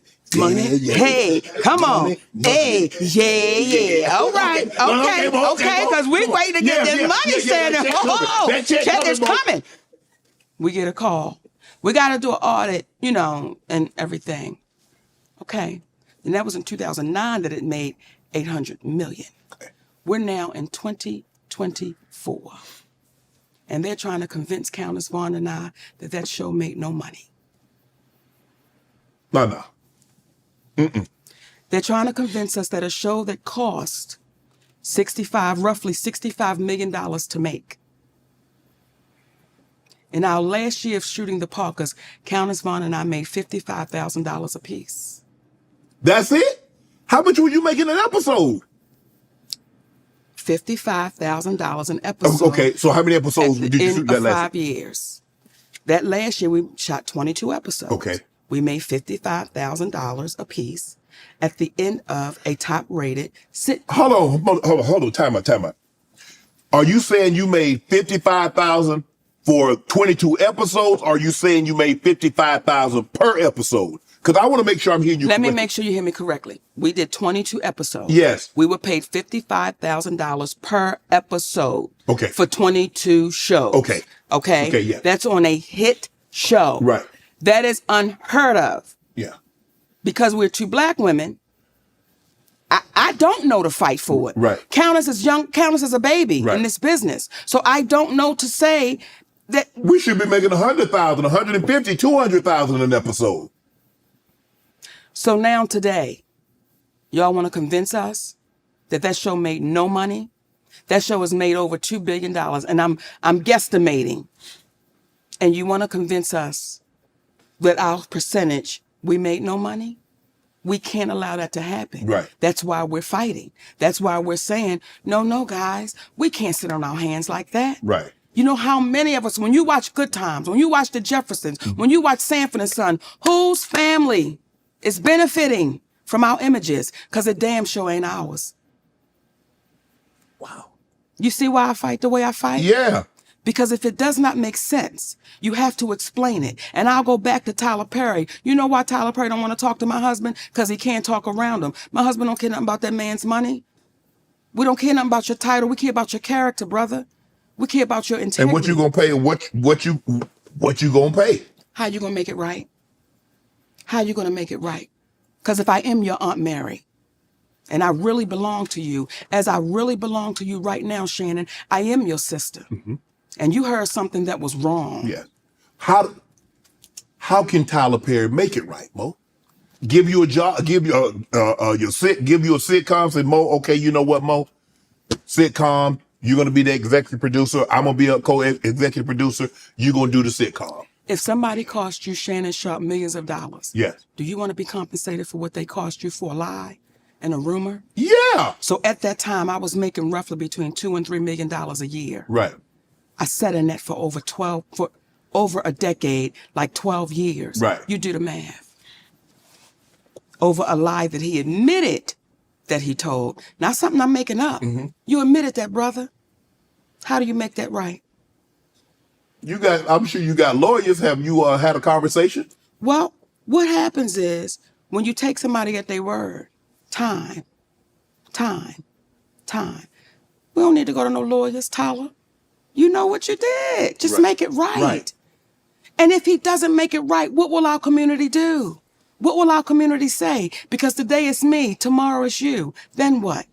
Yeah. We've got to hold him accountable. What Cat say? You got to tell Tyler Perry, come on now. You got to do it, Shannon. You got to tell him. You got to tell it. Mo, obviously when you do stand-up, you go to a lot of different cities, a lot of different clubs. Yes. It's a lot of different promoters.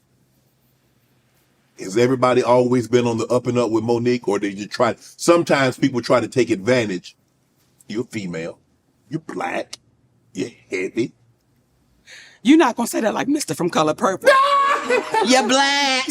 You're ugly. You're not going to do that, Shannon. But, you know, people would try to take advantage of anyone. But seemingly like us, their team were willing to take more advantage of us. I've had to tell the promoters, call the police. Because either they're going to come get you or me. They're trying to hold up on the money? Call the police. Because, and this was like $75. Can you imagine? $75, like, you know where we come from. Yeah. If somebody gets you for $25, that's a problem. Yeah, for sure. Imagine 25 million. Yeah. We've seen people lose their life for $25. For sure. Imagine somebody getting you for millions. How you supposed to feel? Would you let it go? Nah, hell no.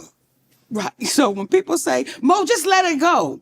Yeah, but it's easy for people to say let it go when they haven't lost anything. Come on, baby. It's easy to say.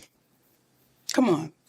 But when you've lost, how do you? It's kind of like you know, hey, someone should just get over it. You can't tell somebody how to grieve, how long to grieve, because you're not the one that's hurting. They didn't do it to you.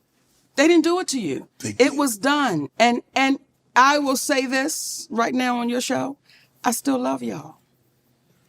We still love y'all.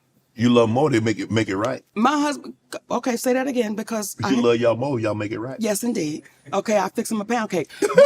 my husband would always say, Mama, we ain't calling nobody out. We're calling them up. And if we continue to call us up on our doings that are not right, we get better as a people. Like, we get better. Do you know why things were able to happen like they happened on The Color Purple? Why you think? Oh, you talk about the rebate. You talk about what? I'm talking about the 7th one. Yeah. The one that just came out. Right. Right. Isn't that the 7th edition? It's like the musical with Fantasia and Taraji, right? Right, Okay, right. That one with all our beautiful sisters. Yes. You know why they're able to treat us like they treat us? How are you handpicked in your audition? No, if you handpick, you don't audition.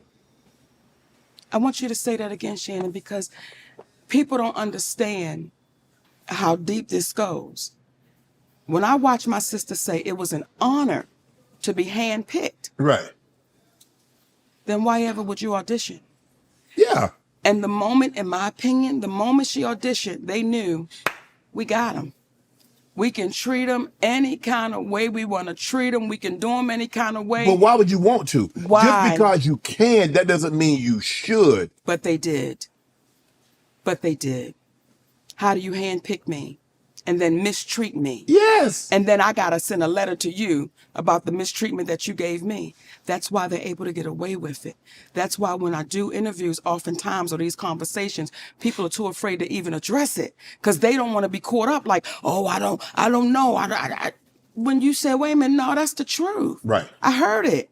And I don't want my character to be on the line as I'm being a person sitting there asking people about their lives Right. and then not be able to stand in what I've heard. Right. That's why it made so much, it was important for us. It was important for us to get you that audio.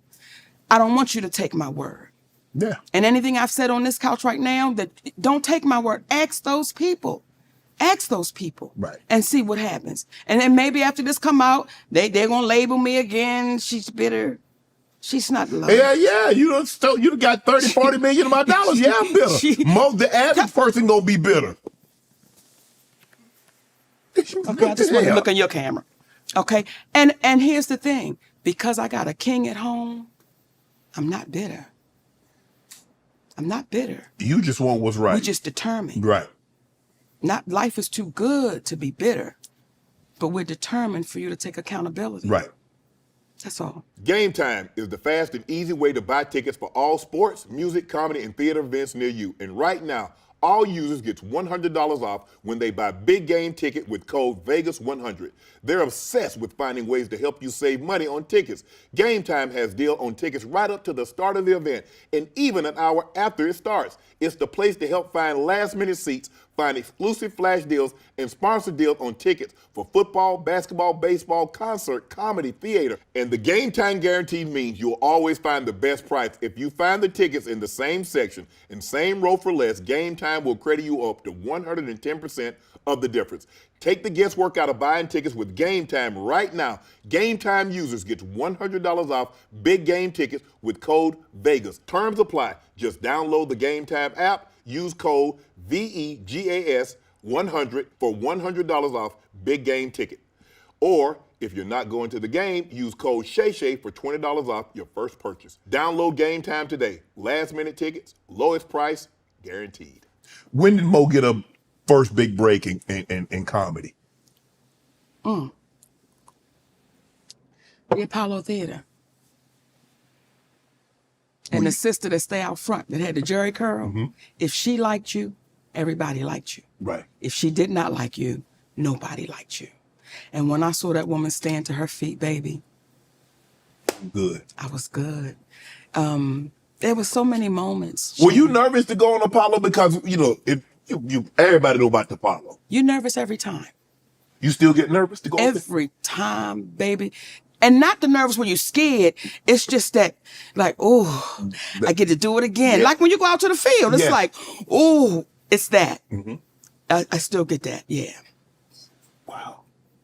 To hear you speak and to see like how passionate, you're a very, very passionate person about everything. I love us. I love us. Like, when I say I love my people, Shannon. I love us. I love everybody. Right. But my people, I love us. So when I speak on things, it's not to drop shade, mess, or tea. I'm too damn grown for that. I'm Right. 56 and a grandmother. Who got time for that? But I say it because will it make us better? Right. Will it make us come to the table and say, you know what do we really leave for the babies that's coming behind us? That means something to me. When I talked about them damn bonnets, let me tell you something. Yeah, you said, hey, come on, can we, like, when we come out the house, can we not have the bonnets on? Can we not have the pajamas on? Can we not have the house shoes going in the The whole damn Halloween costume. That's a Halloween costume that you wear on Halloween. And I am passionate about that because what is the representation that we're giving to the little girls that's walking behind you? What is the representation that we're giving to our black men that's walking beside us? What is the reputation that we're giving? And when they would say to me, oh, Monique, you don't know what they're going through. We always been going through something. Yes. We was going through something when we got off the damn boat. We've been going through something. True. But once you lose the pride and the dignity of what you feel like you look like, then we've lost. Mm-hmm. So I wasn't backing down on that. It's like, no, y'all, we owe ourselves Right. that. We owe ourselves that. How hard is it for you to love some in the community when you know they don't love you back? That's a good one, Shannon. Okay. That's a good one, because sometimes I be in the bathroom having conversations with the ones that don't love me back, but I still love them because I just know they're misinformed. We've been conditioned in such a way in our community to eat each other up and spit each other out. Mm-hmm. We've been conditioned. Well, I don't like her, and I love my people. But why? Why do I love my people? No, I'm saying a lot of times, for me, Mo, is that I don't take someone's word because you can only judge a person through personal experience. Yes. You don't know our audio guy. But to say, oh, Mo, I don't like him. And then for you to say, well, I don't like him either because Shannon didn't like him. You have no personal experience with him. So why would you dislike him? People want us to dislike somebody because they've had a negative experience with that said person. And we buy into it. We buy into it. Because this one don't like her. And then you say, why don't you like him? This is one thing my husband said to me one time. He said, Mama, there's not a person on the face of this earth that I dislike. I may dislike what they do, but I don't dislike the person. And it took me a minute to understand it, because I'm like, I don't like their ass. I don't like what they did. I don't like their ass. I don't like their mama. I don't like none of them. But he said, no, there are things you've done that I dislike, but I don't dislike you. Right. And once we can get past that, then we even grow to be better. Right. So what you're seeing right now, Shannon, is Mrs. Sidney Hicks, that my husband has set me down and had conversations with me and really taught me how to be a lady. Because people in this business know, if you put me sideways, baby, you beat that boy over the head with that tray in the cafeteria, right? I will cuss your ass out in ways that they wish I beat him with a tray. And he had to say, Mama, they won't hear you. Right. They don't hear you. Once you go there, so he's had to teach me how to really be a queen. Right. Really know my worth, really understand my value. And I'm grateful for that. And I used to say to my husband, I wish I could put you in a bottle and shake you up and let black women take a sip to know what it's like to truly be loved by a black man that is a king. When I tell you, Shannon, it's a love that is unexplainable and unimaginable. That's why I can't be broken. And I say that humbly. I can't be broken because I got a king at home. I got a king right there that when all this shit went crazy, that man took me by my hands and said, don't you know we good? And I believed him. And right now to this day, I believe him. And when you have that type of strength, it's hard to bend over. You can't. Right. You said that when you were at your lowest, he lifted you to your highest. You better know your homework, baby. I'm proud of you. We got toast on that one. You better know your damn homework. I said that when I was at my lowest, he loved me like I was at my best. And I was mentally ill because you're in this business. Everybody thinks you are the hero. Consideration can be thrown out the window. Patience can be thrown out the window. Because when you get home, you believe that I'm the breadwinner. And what I say is what goes. And this is what it is. And this is my third marriage, though my first. Because this is the first time I've known my place as a black man's wife. And there's a place. And we get so caught up in that word. What you mean your place? What you mean? Without him saying it, his actions showed me that he was the leader of that household. Without him saying it, I knew I was dealing with a king. And he doesn't have to constantly remind you of it. He's never. When we first got together, I sat at the head of that table. Comfortably. There was never a conversation about it. Till one day I knew I was in the wrong place. Wow. And I moved to the side of the table and he sat at the head.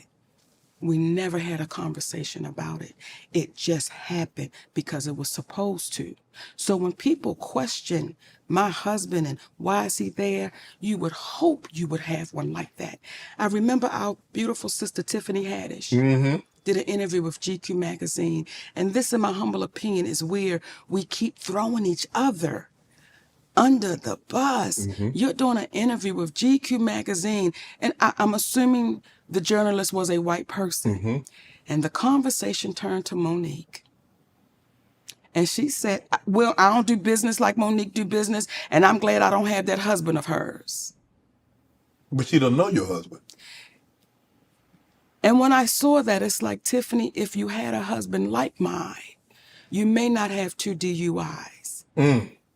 If you had a husband like mine, you may not be caught up in what looks like you could have been grooming a child. And I say all of that with no judgment. But when you speak about having a husband like mine, you open up the door. And I'm saying to you, if you had one like mine, you may not sit in these positions that you can't explain the next day. Right. Or it's a hard way to go. So once again... Well, she doesn't even have a husband, let alone like yours. Well, damn it now. You said it. I sipped on that, Shannon. That was a sip.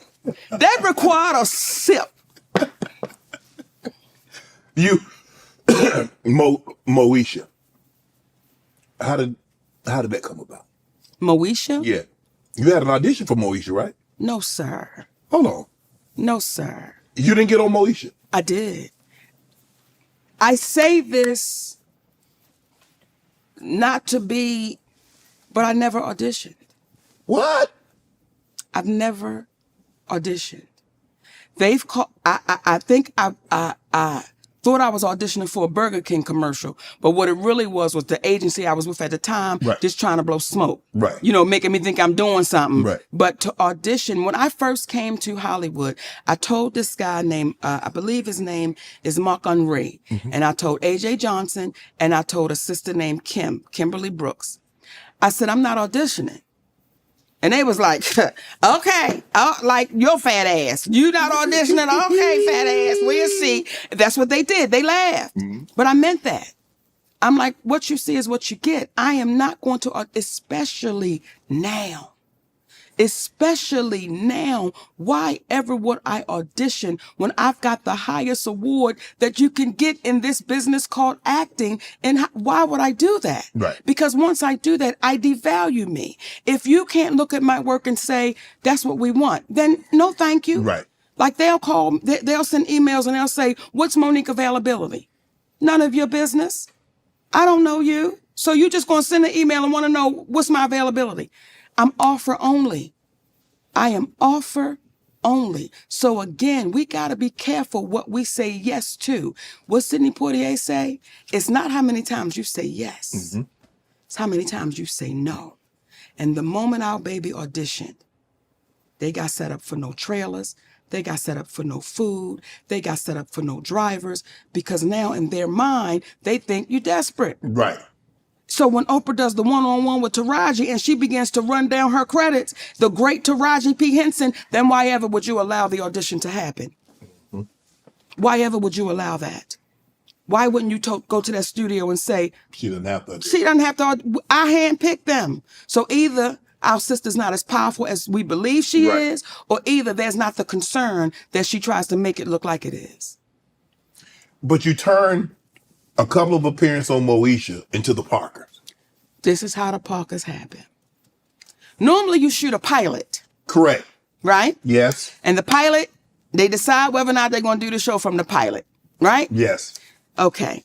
Countess Vaughn and I, when I go to a meeting with a guy named Larry Little at Big Ticket Television, and at the time my agent was a woman named Susie Unger, they're trying to sell a talk show. Yes. We have a meeting. He says, listen, I don't need her to do a talk show, but if she can act, she has her own show. My agent said, of course she can act. Well, she didn't know if I could act or not, but I said, damn it, of course I can act. They brought Countess Vaughn into that meeting. That was at 1:00. By that evening, they were negotiating the deal for the Parkers. The way they introduced the character, because they always talked about Kim's mother on Moesha, Right. they introduced Nikki Parker in an episode of Moesha, which was the pilot spinoff Right. to the Parkers. There was never an audition. There was never any of that. So now all of a sudden you got your own sitcom. Shut up. Come on now. You go home and you like, from Bmore, Maryland, from what I went through to this. Yes. Are you looking around like, damn it, I knew this. I knew this day was gonna happen. Yes. Yes. Yes. And you know how you know something as a child? Mm-hmm. Like, did you know you were going to play professional Yeah, absolutely. football? I knew it, Shannon. I knew it. Like, I knew as a child, and I say this humbly, I knew the world would know my name. Like, I knew that. Right. So once you in it, you be just like, I still can be in a supermarket and somebody say, Monique, is that you? And I still can tear up because I'm like, I'm here. Right. I remember when I got my first parking lot at the Parkers. I didn't know I had a parking space. And they would send out emails to say, if you're here for the Parkers, park outside the gate. That's how naive I was. When you asked me, was I naive? So I would park outside the gate. Even though I'm one of the stars of a show, baby, they said if you with the Parker, because there's no 101. There's no Hollywood 101. There's no introduction. They just say go and you're supposed to get it. Yeah. So I would walk across the parking lot all the way over to the set, to the stage, till a brother named William Tripp was in a golf cart one day. He said, Mo, what you doing? I said, going to the set. He said, why are you walking across the parking lot? I said, oh, because they said if you with the Parkers, you got to park outside the gate. That brother laughed, but it was a brotherly laugh. He said, come here, baby, let me show you something. And I got on that golf cart, and he drove me to my parking space that had my name on it. That was a moment for me. Like I'm pulling up to a studio, and that's my name. That's the little fat black girl from Baltimore, Maryland, who was in the slow class. That's the little fat black girl from Baltimore, Maryland, who didn't have a lot of friends. A lot of people didn't want to deal with me. But that's my name on that parking space. Now, do you see why I fight like I fight? Because it's all possible. But what happens is we then lose ourselves in the possibility of what we're getting. And now we're too afraid to lose it. So all the principles, all the morals, all your values, they don't go away. You just push them to the side because you know what it's like not to have gas money. So I'll just, I just go ahead and do that a little bit. Right. My soul won't let me do that. Why did you want to become famous? You asked me earlier, did I know that I was going to play in the NFL? And I told you yes, because I wanted to play in the NFL because it was going to get my grandmother and my family into a situation they probably would have never enjoyed without it. Come on. That was my driving force. That was all I thought about, Mo. Given your family situation and what transpired, why did Mo want to be famous so bad? I'm a little fat black girl, baby. And ask another fat black girl. We fight for that attention because you wasn't the one picked on the playground to play kickball. Right. You wasn't the one picked for the spelling bee. You wasn't the one picked for this. You wasn't the one picked for that. So I was like, one day, I'm sure you growing up, you had your challenges. Yes. You were a dark-skinned man. Yeah. There was a time you stuttered. Yeah, I'm sure. I wasn't always popping, Mo, now that you brought it up. Let's talk about it, Yeah. Shay Shay. It was the L. Talk DeBarge. You about remember it. that? Talk about it. The Your good hair hair, wasn't yeah. curly, your skin was black. Yeah, man. Okay? Yeah, now that you brought it up, I wasn't know always what popping. that is. So Yeah. now to be that, Yeah. now you got to be careful. Because you remember the time when she told you, no, I don't want to go out on a date with old Black Shannon. Yeah, you know. You from Glenville? Let me talk to her right now. Let me talk to your ass that wouldn't go out with Black Shannon. Now you wish you would have went out with Black Shannon that stuttered. Okay, you wish you would have went out with black stuttering Shannon Sharp's ass. Now look at him. He got the Shay Shay show. I bet her ass up tough. I've been there. I've been there. I've been there. So we understand it. You know, you understand that drive. You understand that thing in you that says, I won't let nobody stop me. Now, my drive wasn't that I wanted to get my family out of poverty because I've always grown up in a middle class environment. So it wasn't that we were dirt poor, you know, we didn't have no whole lot, but I didn't look at it as we were in poverty. Right. For me, I just wanted the world to know me. And then once I had a son, right? I was very young when I had my first son. I didn't want him to have to go to a college because that was all that my parents could afford. I wanted him to be able to do whatever he wanted to do. And there was a sacrifice in that, right? Because when you're trying to go get it, you're missing this right here. Oh, you miss a lot. The nurturing, Yes, you miss yes, all of that. yes. So, you know, all of that had to Right. be dealt with. So now with this group, with my second set of children, I'm a different mother than I was then. So my whole thing is, even right now, we want to make sure that when we leave here, our babies are good. Right. And their babies are good. And had Tyler Perry not told that lie, we would be on our way to that. And I know people saying, why she keep going back to that? I'm going to keep going back to that shit, Shannon Sharp, till he takes accountability for it. You said your first son, Yes. that you're trying to get it, but it robbed you of a lot of things of a mother-son relationship. It did. And so you made sure not to make the mistake this time around. What's your relationship like? Is he resentful of that? We're still very much separated. Okay. And it's one of those things where you have to pray to the universe and say, let time do the healing. And that's it. Right. That's it. Let time do that healing. It may heal it in time and it may not. Right. And that's something that we as parents have to say, listen, Right. I've done what I could do. I've taken accountability for it. Now it's up to you. Right. That's like when somebody's saying, Shannon, I want to apologize to you. Now it is up to you Whether or not to accept it. whether or not to, but once I give it to you, I've done my part. And don't apologize like no punk. I'm just sorry for everything. That get your ass out of it. No, break it down. Let's go bit by bit so that way we know you understand the offense that you've done. Right. Now, I'm not saying, because I've had to do that. Right. When I tell you I was so out of line and out of order when I first got with my husband, so out of order and out of line. And this has been my best friend since 10th grade, since we were 14 years old. He came to the other weddings. Okay? What? It was like my brother. This man, he was like my brother. He been out hustling you for a minute, Mo. You know, he wasn't. That's why it's so beautiful, because we were like, we had a place together. He would see my boyfriend, I see his girlfriend, you know, then You he didn't might, feel some type of way? this was my brother. This was literally my brother. And then if it wasn't my boyfriend, it might be another little fella. Yeah. But, you know, he was like my brother. We were Right. brother and sister. Right. So the way it happened, Yes. it was so pure. Tell me, and that's what I want to know now. He came to, you say, came to weddings, you saw him have girlfriends. I don't know if he was married or not before Nope, you. never been married. How? How did it? I got to know this. Because Hallmark need to do a story Baby girl, on this. we got time.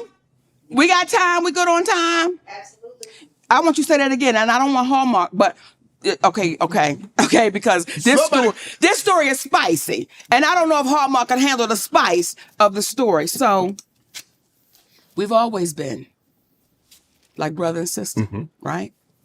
He was the one I would call after a show when I was staying at a motel. And I'd be like, yo, they got me in this motel and niggas outside and everything. I'm scared. He'd be like, but one day you're going to be on the inside.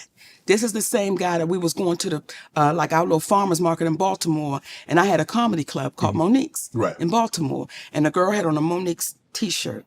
And he says, one day they know you only in Baltimore, but one day they're going to know you all around the world. That's the same guy that when we step off of a plane in London together, and the guy says, my wife knows I fancy you. And we went back to that moment coming out of that store in Baltimore, where one day they'll know you all over the world. So he always made life right for me. But it was my brother, right? And I remember one night when I thought Gerald Levert was my boyfriend. And let me be clear, I thought he was my boyfriend. I was never his girlfriend, right? But in my mind, you know, we'll take it somewhere, right? So I'm in my feelings, because I like this little teddy bear, right? But the teddy bear didn't like... It wasn't reciprocated. Okay, all right, not the way I wanted it to be, right? So I call up my best friend. And I'm saying I'm mad. He said, all right, he said, listen, it's all good. When you come home, you know, let's just hang out, right? And when I went home, I was doing the BET Awards. And I had a big party at my house. And the next day I was supposed to go to Essence for the Essence Festival. So that night at the house, my house, the outside is packed. Ain't nobody throw a Hollywood party, Shannon Sharpe, like Monique threw a Hollywood You thought of? I had every race, every nationality, everything you thought could be at a party, and everybody was just having a great time. A great time, right? So he's at the party, and he's very reserved, you know, very reserved cat. So I grabbed his hand and said, come on, let's go dancing. And we go out on the dance floor and have a great time. After that, I'm like, all right, I got to start packing to get ready to go to the Essence Festival. So we go upstairs and I take my shower. Well, it's nothing for him to see me naked because we were roommates, you know, so nothing. So he says, when you come back from Essence, I want to talk with you. So I said, okay. So he went to kiss me on my cheek, but the kiss was half lip. It was like here. Yeah, okay. See, it's slick with it. You see it? Slick with it. It was right there. It was right there, right? Now, I tried to turn the whole mouth, but it came right there. Right? Because I felt something different. I felt it. And I was like, and then after it happened, we both almost had a feeling of like, we did something wrong. Like this, like that's my. So we didn't address it. I came back from Essence Festival. What you want to talk about? I went to his place. He fixed dinner. Oh, okay. He fixed dinner and read this amazing poem that he wrote. That was almost 19 years ago. We've never been apart since then. Wow. We've never been apart since then. And I am more in love with that man today than I was when we first got married because I didn't really know what I was getting. I knew I was getting somebody I could trust because I just needed somebody that I could just try. Like my brother stole from me. I just needed somebody that I could just trust, and I didn't want to keep on having randoms. Because that gets old after a while. You know what I'm saying? You're just trying to fill the void. And men go through that as well as women. You just get tired of So I knew I could trust him, but I didn't know he was the king that he was, Shannon. I didn't know that I would be raised. And there are women that have a problem with me saying that, and I will not back down from it. I did not know that that man would take me from a 15-year-old mentality. Even though I'm a star, I'm famous, I got a few dollars in my bank account, but still had that little girl mentality. You can't correct me, you can't say nothing to me, you can't check me, you can't do none of that. Still had that way. That man was able to shut all of that down and grow me up. So I got a great one.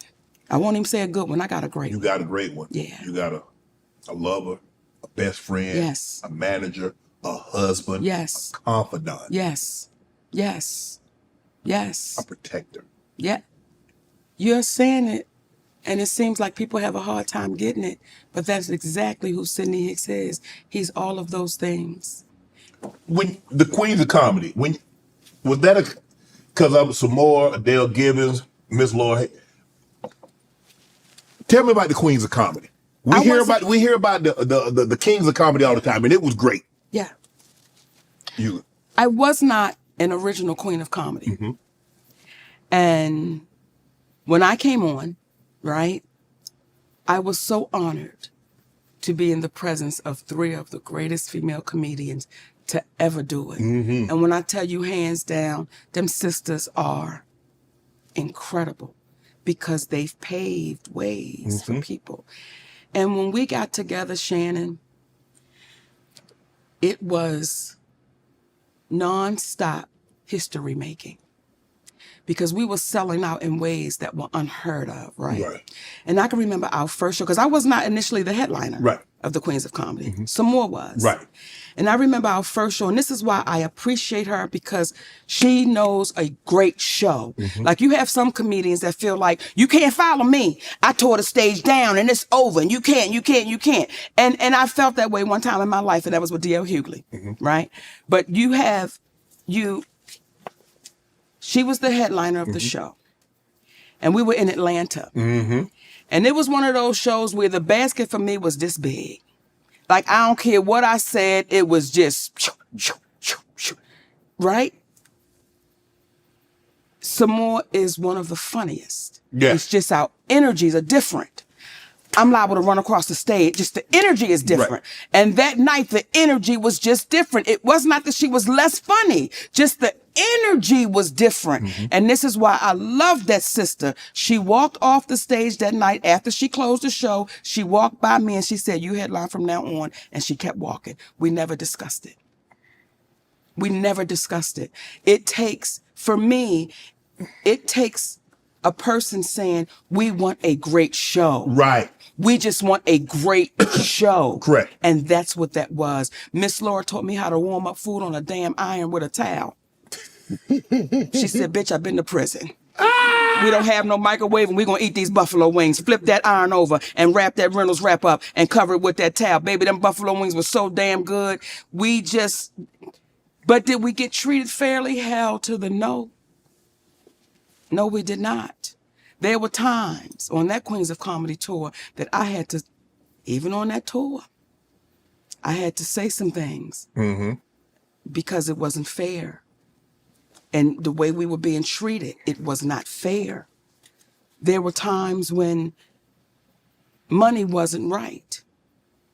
And I remember the first date for the Queens of Comedy. And I got a call from my agent. And she says to me, "No more C&D promoters. You're in the big leagues now. Walter Latham wants you to be a part of the Queens of Comedy." Okay. No thank you. No problem. Because he's the executive producer of the Kings of Comedy, correct? Right. This going to be a blast. Yeah. The first check I got. Let me sip before I tell you. Hell, I might better take me a sip, too. My banker called me up and said, "Monique, this check is no good." I said, "Excuse me?" The money jump funny? Sip again. God damn it. I might need a little something strong. Hold on. Damn it, Shannon. "The money's no good." I said, "What you say?" She said, "Monique, this check is no good." So I immediately got on the phone with my agent. And I said, "Let me tell you something about C&D promoters. My money always good. Now I need you to get Walter Latham on the phone. Walter Latham, from here on out, I will only accept cash from you moving forward. You have 2 hours to get the money into my account. If not, take me off of the Queens of Comedy tour." He make it right? He made it right. You saw me on the tour, didn't you? Yeah. And then one night, this is why people could say that's a problem. If I tell you I'm going to pay you $50,000.25, what are you expecting? 50,000, 25 cents.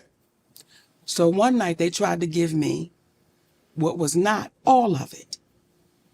I need all of it. I don't care if it's a little bit. It's mine. Right. And until you get it, my throat hurts. So they had to go. I get sick on them, Shannon. Oh, you I feel a little. under the weather? Well, I performed that night because they had to go get my money. Right. Then they started selling shows off. So what that means is now you got different promoters coming in. We're women. We are women. Okay? Samore had an assistant and I had an assistant. And both of our assistants were not the kind of men that was going to fight. Right. Okay? They might scratch you. Right. But they weren't gonna ball their fists up and do no guffing. Yeah. Okay? Yeah. So we're in a position now where we're trying to defend ourselves because now you walking up, I'm a promoter. Take pictures with my family, and we had no idea this was happening. Right. One night, we were on the Kings and Queens, Right. right? And oh, how Bernie Mac is missed. Oh, how he's missed because he was a real one, right? Okay. All the kings of comedy had limos, separate. Steve had one, Bernie had one, Cedric had one, DL had one, all of them. Then another limousine pull up and they say, this is for the queens of comedy. I said, I will not. I will not. You better pull up 4 separate limousines. You're going to treat us the same way you treated them. We helped sell out 44,000 people. That wasn't just the kings, it was the kings and the queens. So you will treat us accordingly. Right. All the kings got Rolex watches when it was over. What y'all get? I'm still waiting for mine. That's the treatment. So when people say, why won't y'all do the queens again? It was a moment in time. And it was a beautiful moment in time. And some things should be left where they were. Wow. This is what I want to get to. I want you to get to it. A lot of this happened with the movie Precious. That's the movie that made Monique a star among stars. She shined the brightest because you played that role. Nobody else could have did that role justice, Mo. Thank you, baby. Nobody. You played it. And I remember walking out the movie and I called my sister. I said, she gonna win the Academy Award for that role. I said, it's almost like she was born to play that role. Now correct me if I'm wrong. Okay. Okay, you shoot a movie. Yes. The movie wrap. You might have to come back and do some voiceover, some touch-up work here or there. Yes.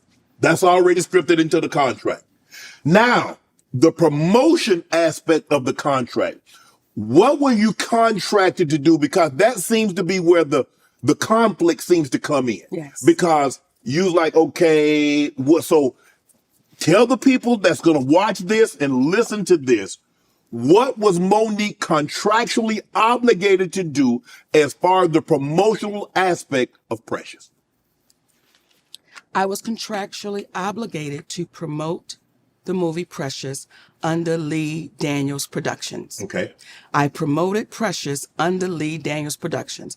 I did Oprah, I did magazines, I did TV shows, I did all of the promotions I was contractually obligated to do. Okay. That was it. That was it. I'm done with it. Done. Okay? Done. Now Precious is going to Cannes, right? Mm-hmm. At the time, I have the Monique Show. Mm-hmm. I am on the Spread the Love tour. I have toddler babies. And I'm also a wife. Mm-hmm. Okay? The Monique Show is like down for maybe a couple days, a week or so. Right. I got some days off on the tour. I'm going to relax with my family. Right. Because once they sold the movie, Right. you didn't sell me. Right. Whoopi Goldberg. See, Whoopi Goldberg said I could have schooled you and told you what was expected when I didn't promote and go overseas. And you know how you just looked up and looked away? Yeah. Whoopi Goldberg, what you were saying to me, I could have schooled you and told you, you go in that house and let them have their way with you. Right. And I'll be here when you come back. Mm-hmm. So after I'm done with my promotions, Lionsgate reaches out to my husband. Mm-hmm. Initially, they think they're talking to my attorney, right? Mm-hmm. And they say, we want Monique to come to Cannes.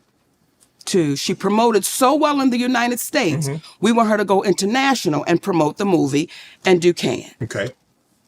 I tell my husband, please let them know I respectfully decline. I appreciate it, but I respectfully decline. I'm going to spend some time at home. Right. Lionsgate calls back. We really would like for Monique to come to Cannes, promote this movie. Please let them know I respectfully decline. I'm going to spend time with my family. Lionsgate calls back and says, what is it going to take for us to get Monique to come to Cannes? We'll give her another week in France. We'll upgrade her room. My husband said, is there a dollar amount attached to what you're asking for? Oh, we will never pay anyone to promote a film. Never. He said, we understand. And we're never going to work for free. You're asking her to do something that she's not obligated to do. Correct. Well, what is this the attorney? He said, actually, I'm her manager and her husband. Now we can put it on the husband's being difficult. Right. Right? Okay. So I don't owe anybody anything. That's why I was never sued. Now we go to the Hoodie Awards. Tyler Perry is there. Okay. Tyler Perry calls me in his room. Now, when I go into Tyler Perry's room, his staff is in there. Now, you ready to holler laughing? Yes. Okay, I take my security in there with me because I always want to have somebody with me. Right. Right? Tyler Perry does this. And the people scattered. They all left out the room. I said, look at this shit right here. You saw me. And they all scattered. That wasn't the lights. That's for the people. You know, lights on. Lights off because they got their asses up out of there. Okay. So at the time, my security looked at me. I said, you don't work for Tyler Perry. You could. Touche. So Tyler Perry says to me, listen, Monique, we really need you to, promote this film because if you get nominated for the Oscar, your next movie is going to be $3 to $5 million. If you win it, your next movie is $6 to $8 million. I said, Tyler Perry, who you talking to? I'm a black woman.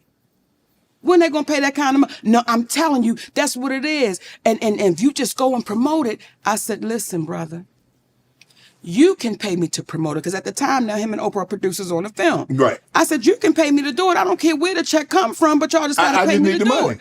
He said, I'm not in the habit of giving out money for free. I said, and I'm not in the habit of working for free. But you gave TD Jakes a check for $1 million, but that's another story, and I'm back. So when he then says that, it's like, listen, we both mutually agree. You don't give out free money, I don't work for free. Service. We hugged, Shannon. When we were done talking, we hugged. Do you hear me? Yes. We hugged like brother and sister, like it's cool, he understands. Right. Okay? Okay. Oprah Winfrey calls my husband. I want y'all to take your time because I'm getting ready to go into That's your camera right Yeah, there. because the people at home, they sitting there like, Monique, what happened? Bitch, I'm getting ready to tell you. She calls my husband. Okay. My husband explains to her what's going on. She says, there have been times I've had to draw the line in the sand. So my husband said, well, what is different between you and Monique? You've got to draw the line, and you're saying when you know they're asking you for too much. She said, you're absolutely right, and I understand your position. You're right in the position you're taking. So when you're looking at me saying, well, what happened? I'm telling you what happened. But, okay, she's saying that privately, but did she voice that publicly? Did you hear her say it? I didn't. Did you hear her say it? JT, did you hear her say it? No. Zach, did you hear her say it, Zach? Regina, did you hear her? Tommy? No one seemed to hear that publicly. She said that privately. Now, when she said that, see, everything we're saying to you, it can be proven. She had him on speakerphone. And that when she was talking to him, in that room was a man named Reggie Wells, who just passed, who used to be Oprah Winfrey's makeup artist, who he had a conversation with me and my husband. Now, for you babies that's good with the little internet, we had a show on called Monique and Sydney Finding a Way to Be Unoffended. Finding a Way to Be Unoffended. Reggie Wells is on that show speaking about Oprah Winfrey. Reggie Wells said, Monique, I was there that day. He said, and when y'all got off the phone, I looked at her and said, why don't you just pay this woman the money? She deserves it. And she looked at him and said, I won't be paying her nothing.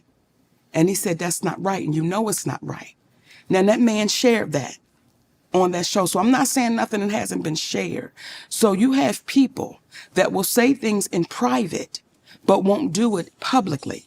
I'm the person that I will say it in private and I'm going to say it publicly because that's the only way we make it right. But you don't need somebody to talk good to your face. You need somebody to talk good behind your back. So if you telling me what a great person I am in my face, but you telling me I'm dog poop behind my back, what good is that, Mo? What does that make those kind of people, Shannon? What does it make those kind of cowardly. people? That is cowardly. See, here's what's this. When we have our juggernauts, Oprah Winfrey, Tyler Perry, Steve Harvey, Kevin Hart, these are our juggernauts of our community. These are the people that our babies say, when I grow up, I want to be that. Yes. I want to be like that. So we have to call those people to the mat and say, listen, what are you teaching our babies? You're feeding poison because you're showing them your private jet. I'm going to show you my mansion. I'm going to show you my fancy cars, but my character is shot and I'm bankrupt. I got a lot of money in my bank. It's more zeros than some of them than we can imagine, but their character, they are bankrupt. Those are bankrupt people. So everybody that Kat sat right here and told you about, I can't wait to see your next interviews with those people. They ain't coming on now, Mo. Invite them. I have. They're not going to do it. Well, look, I've already done Steve. I have a relationship with Steve. Do him again. Do him again. And I'm going to say this. I'm trying to get Oprah and Tyler, though. Baby, we got him. Y'all, come on, stop playing. They ain't coming on, Mo, thanks to you. You know how. And I don't want to put you on a spot, but I'm going to say it because I appreciate you as a black man and what you're doing. Thank you. If you are my friend and someone says to me, Monique, Shannon Sharpe wronged me, and you my friend, Yeah. I'm going to call my friend. You can come to me. And I'm going to say, hey, is what they saying true? And if you get to hemming and hawing, I'm going to tell you, till you fix it, you and I can't talk. Because if you'll do them that way, it'll be a matter of time before you do it to me. So if Steve Harvey is your friend, you call your friend up and you ask him, is what our sister saying right, man? Because if it is, we can't do that to her. If that's our sister. See, it took a transgender named T.S. Madison. It was a guy named Jamaica Carter. Jamaica Carter and our mutual friend. Jamaica Carter and our friends. T.S. Madison was a mutual friend. So Jamaica called me and said, would you mind doing T.S. Madison's show? I go do T.S. Madison's show. When I tell T.S. Madison, when the camera cuts, I said, listen, your friend is wrong. She said, Monique Lee Daniels is my friend. I said, then you need to call your friend and tell him to fix this shit. She said, I will. Within a couple of days, who did I get a call from? Lee Daniels. See, that's a friend. That's a true friend that's saying, I love you so much that I want to make sure that's not on your heart or your conscience. Let's fix it. Let's make it right. So when people ask Lee now, when we did the deliverance together, how was it to work with Monique? It was as if we had never parted ways because he fixed it. He owned it and he took accountability for it. I can't now keep you to the cross because you've owned it. Right. I've had to be forgiven. Right. So I appreciate that someone had grace and mercy with me. So I'm going to have that with other people when they take accountability for what they've done. How much did you make for the role, Mary and Precious? I was paid $50,000. That's it. That's it. And I never complained because that's what I signed up for. It was an independent film. Right? Right. So when my friend called me, and I'm going to quote him, he said, bitch, this one right here, he said, this shit is crazy. By the time I got to page 10, I called him back. I said, what the hell is this, Lee? He said, bitch, I know. He said, it's sick. After my husband and I read that script, he said, Mama, if you play this with no judgment, when he say action, don't judge the character, just become it. This is an award-winning. Yes. This is award-winning. So with all of that being said, I never complained about the $50,000. I did everything I was supposed to do. No, nothing. It is when they started asking me to become a slave. It is when Tyler Perry and Oprah Winfrey started asking me to work for free. It is when they started doing the bidding for whomever the gatekeeper was at the time to say, we can get her. Remember the scene in Sparkle? You ever seen Sparkle with Irene Cara?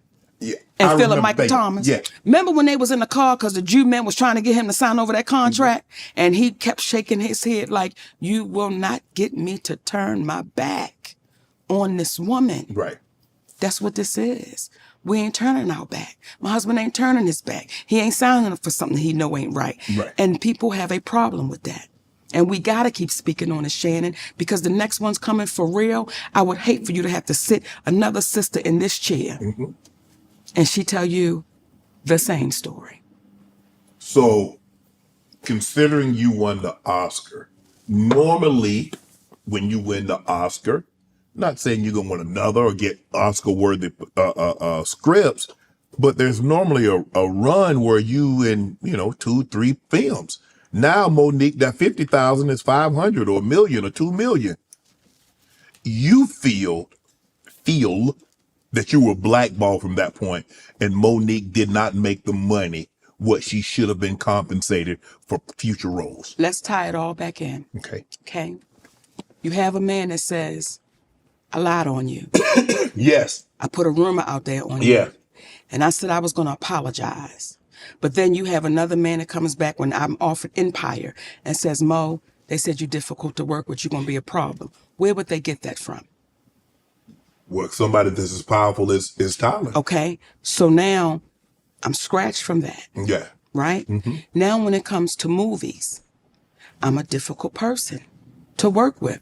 Ain't nobody ever had a problem with me. They never said, did anybody say that prior to Precious? Yes. No, not prior to Precious. Right. I've never had a problem with nobody. As long as I was saying, yes, you good. The moment you start challenging, we got a problem. What about the Parker? What about Moesha? Had anybody said anything prior about Monique's character prior to her not wanting to do international press, what she wasn't contractually obligated to do? Never. Prior to that, nobody said anything. Never. The only person that could say anything that is a producer is a guy named Will Packer. I did a movie called Almost Christmas. When Will Packer sat down with my husband and I, Shannon, every other word out of his mouth was queen. You are queen and the queen and the queen and the queen. And we just want you to do a cameo. And here's what we're going to pay you.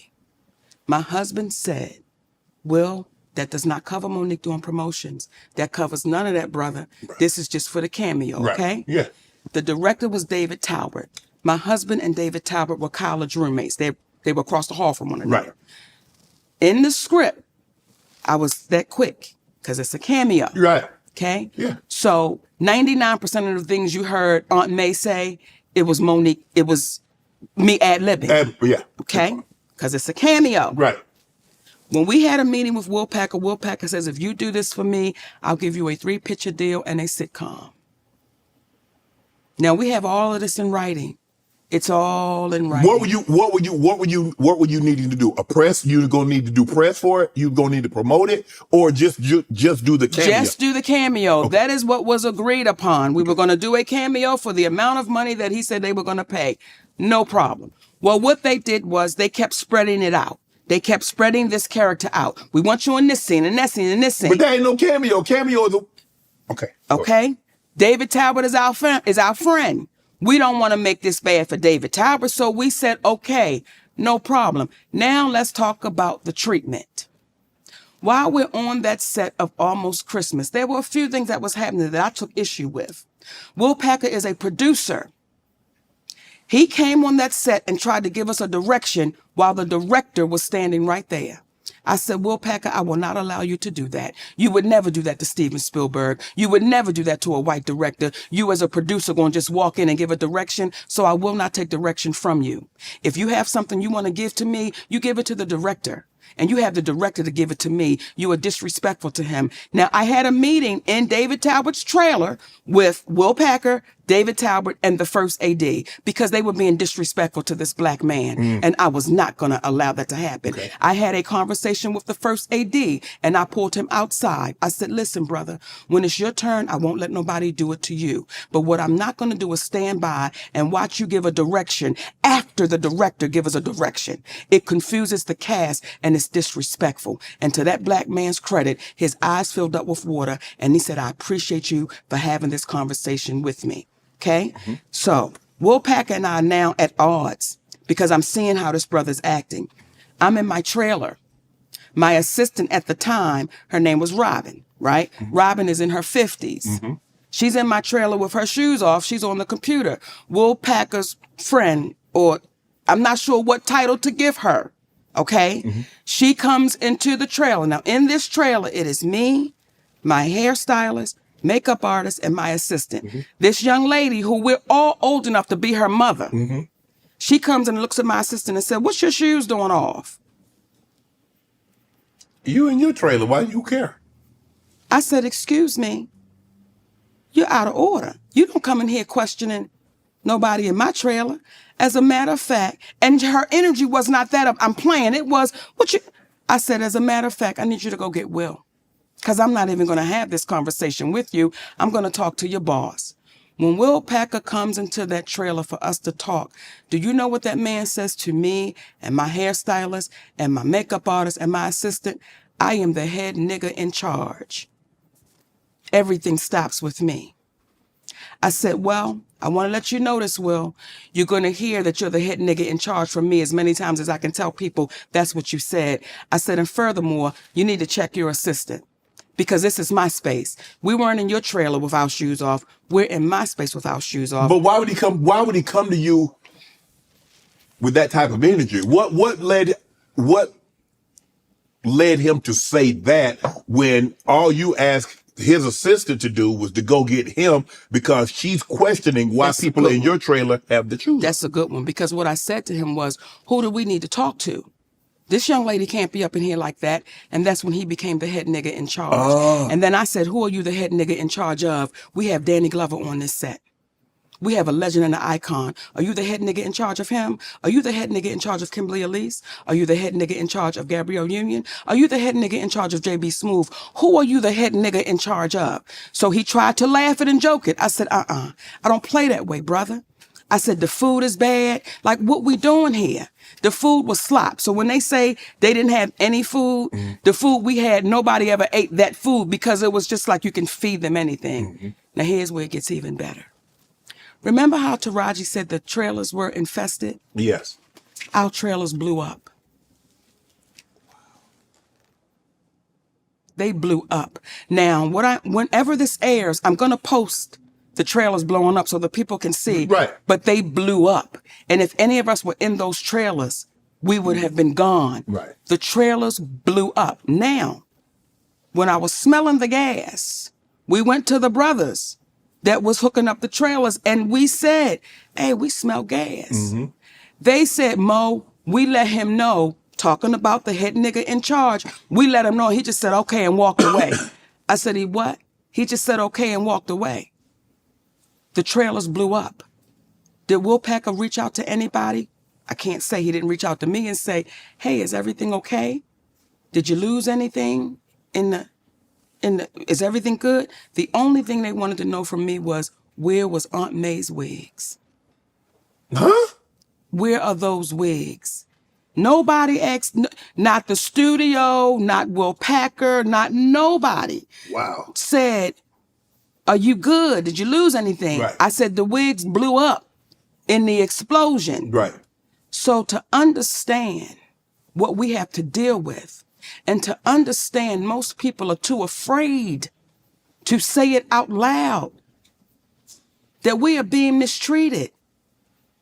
This is not right. Right. So if that means y'all won't want to play with me, I don't want to play with you either. Let's be clear. I don't want to play with somebody that don't care if I've blown up. What if we were in those trailers? What do y'all say to my family? What do you say? So with Precious, I owed no one anything. Right. With Almost Christmas, I owed you nothing. However, I did it because we had a relationship with a brother named David Tauber. Right. And we didn't want to send him through no drama, no nothing, so we went along with it. Other than that, Shannon Sharpe, there is no one that can say, that will sit in my face or my husband's face and say, "We had a bad experience with you." I read that you said this is a chapter of forgiveness. That's your thing, a chapter of forgiveness. I didn't say that. That's what the guy at Hollywood Reporter said. Okay, don't put words in my mouth. That's not what I said. That's what his ass said. Okay, what did you say? Okay. That's what he said. Listen. What would it take, Mo? Mo, what would it take for Monique to forgive Oprah and Tyler Perry? Be accountable. Be accountable. And for You want Tyler Perry to say what he said on that tape, you want him to say that publicly. And he cost my family millions. And you want So to be when- compensated. Yes, I want to be very clear about that.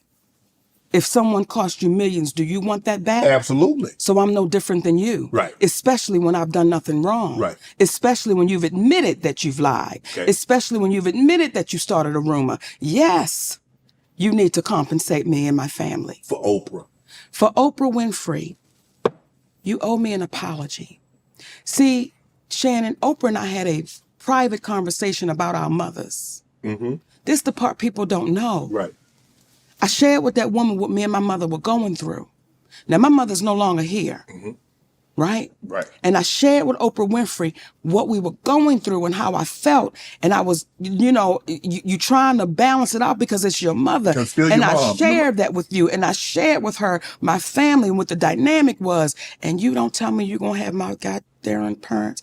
I was getting ready to say, goddamn, baby, it was right there. But you don't tell me you're going to have my mother and my father on your show. And you think that that's just okay? And the way you try to apologize in front of a group of women, if you think I've done anything wrong, No. you're going to stop that. Right. I am very proud of what you've accomplished in your life. We respect everybody, Right. but we over-respect no one. And Oprah Winfrey walks around like, I can't be checked. I won't admit to that I'm wrong. I'm a firm believer, Mo. No one is beyond reproach. No one at all. So when you keep saying, what is it? I'm going to keep answering you the same exact way. Right. So if you talk to your camera, I'm going to talk to my camera and see how they split the screen. And we're going to invite them at the same time. You talk to them first. Tyler, Oprah, I would greatly appreciate it if you two guys would come on Club Shay Shay. We sit down, we have a conversation. This is not an interview. This is not hard hitting. I want you to tell your truth. Miss Oprah, Tyler, tell your truth, and we can get to the bottom of this because, hey, we got an icon here sitting on this couch, and she's hurting. Oprah and Tyler, I want to say I appreciate my brother Shannon Sharpe for saying what he just said. And I want to clear something up. I'm not hurt personally. I'm hurt for our community. I'm hurt that y'all would allow yourselves to sit in something that you know that you've done wrong and not say anything. That helps us not. So Brother Shay Shay have said, y'all come on the sofa. Oprah, this liquor is good. Okay, and I understand you like cranberry and vodka. Okay, Roosevelt Cartwright told me you drink that you like. And he told me some other things with the drink that you like. Come on, Uncle Shay Shay. Let's have a conversation. Well, you took yours all the way down, and I cannot. Okay? Okay, I cannot do that. You already did a good. You did a good Thank job. you, sugar. Appreciate Now, that. when we get ready to wrap up, I'm gonna give you an exclusive on something that don't nobody know. Ooh. Okay, don't nobody know this, and it's gonna be something. It's gonna be something. It's gonna be something. I want to get look. I know it's traumatic, and if you don't want to have to relive it, you don't have to. What you went through with your brother, Yes. when you going through that, how is that impacting you during that time? Because I think you're 7 to 13, You better do your damn homework, Shannon Shaw. and the impact that it's had on you and your relationship with men. Oh. Shannon trying to be a journalist. No. Shannon, I throw this look at you. God damn it, you see you trying to come up, Bubba. Well, just get off my brother. What impact? Wow. Remember when you said, and I don't know if you said this, so I don't want to quote it because I could be wrong. Okay. But someone said Shannon Sharpe don't mess with black women. And Before you go any further, can I say this? please, My grandmother told me something when I was a little boy. She said, boy, never chase a lie. come on, baby. Come on. Come on. Why? And you never said that, right? I've never said. Okay, so that's why I said, I got black kids. that's what I said. I said, them babies black. Yes. They not confusing. Yes. We ain't trying to see if she Latin or Dominican. They black. They mama got black. that Shannon Yes, messed with yes. was black, Yes, right? yes. Black. Okay? So there's this thing with us that you can't tell us nothing. And oftentimes when a black woman's been traumatized, she's guarded. Now you take a black woman that's been traumatized and now she got a little bit of money.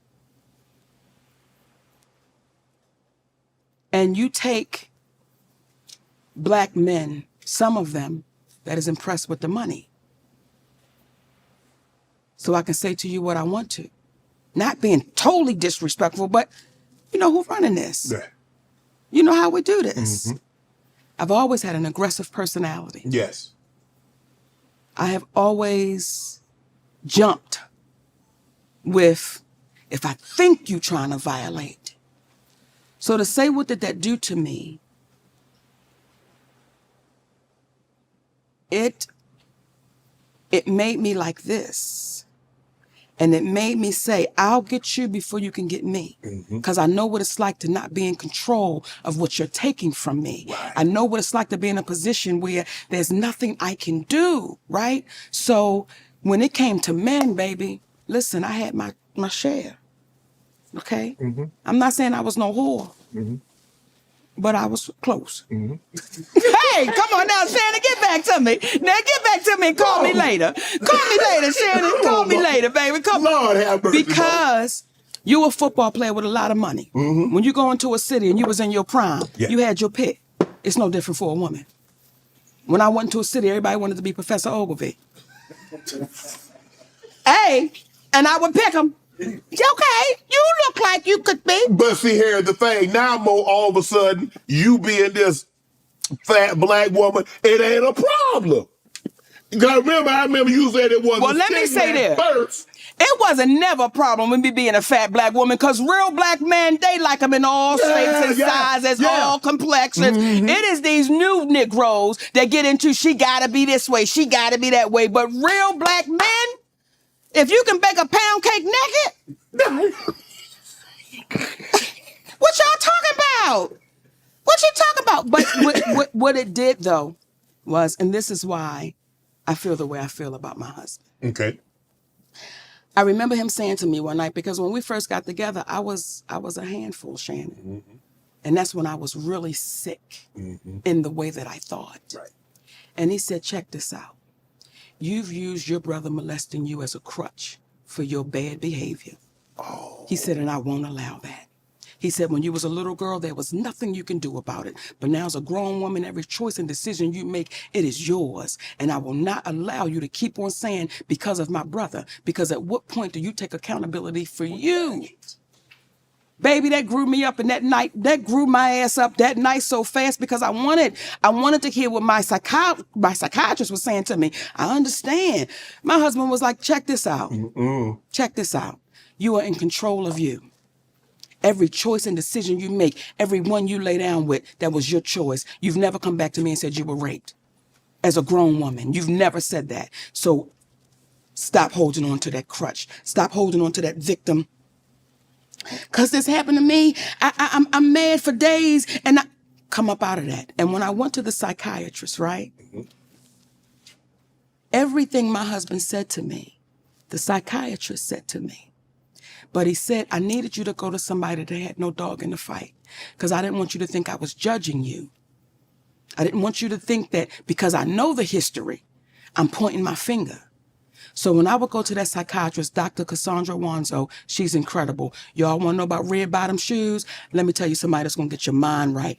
Dr. Cassandra Wanzo, this woman was incredible. But every time I would go to session, everything she said, my husband had already told me. So me and men, I had to come to grips with that. I had to come to grips with being an insecure fat girl.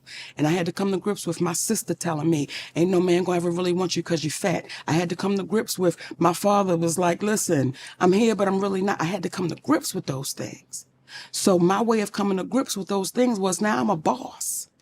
I'm independent and I'm empowered. Don't you know I run this? See, I too went to the Oprah Winfrey University of Empowerment. And you don't need a man to make it. Right. I signed up. Right. And I was at the top of the class till I realized I was going to bed empty. I was going to bed with nothing but stuff. I did not want to be the poor little rich girl who have everything but nothing at all. Don't that sound familiar? I did not want to be that, Shannon. So even for the men that I was with, right? You weren't with them.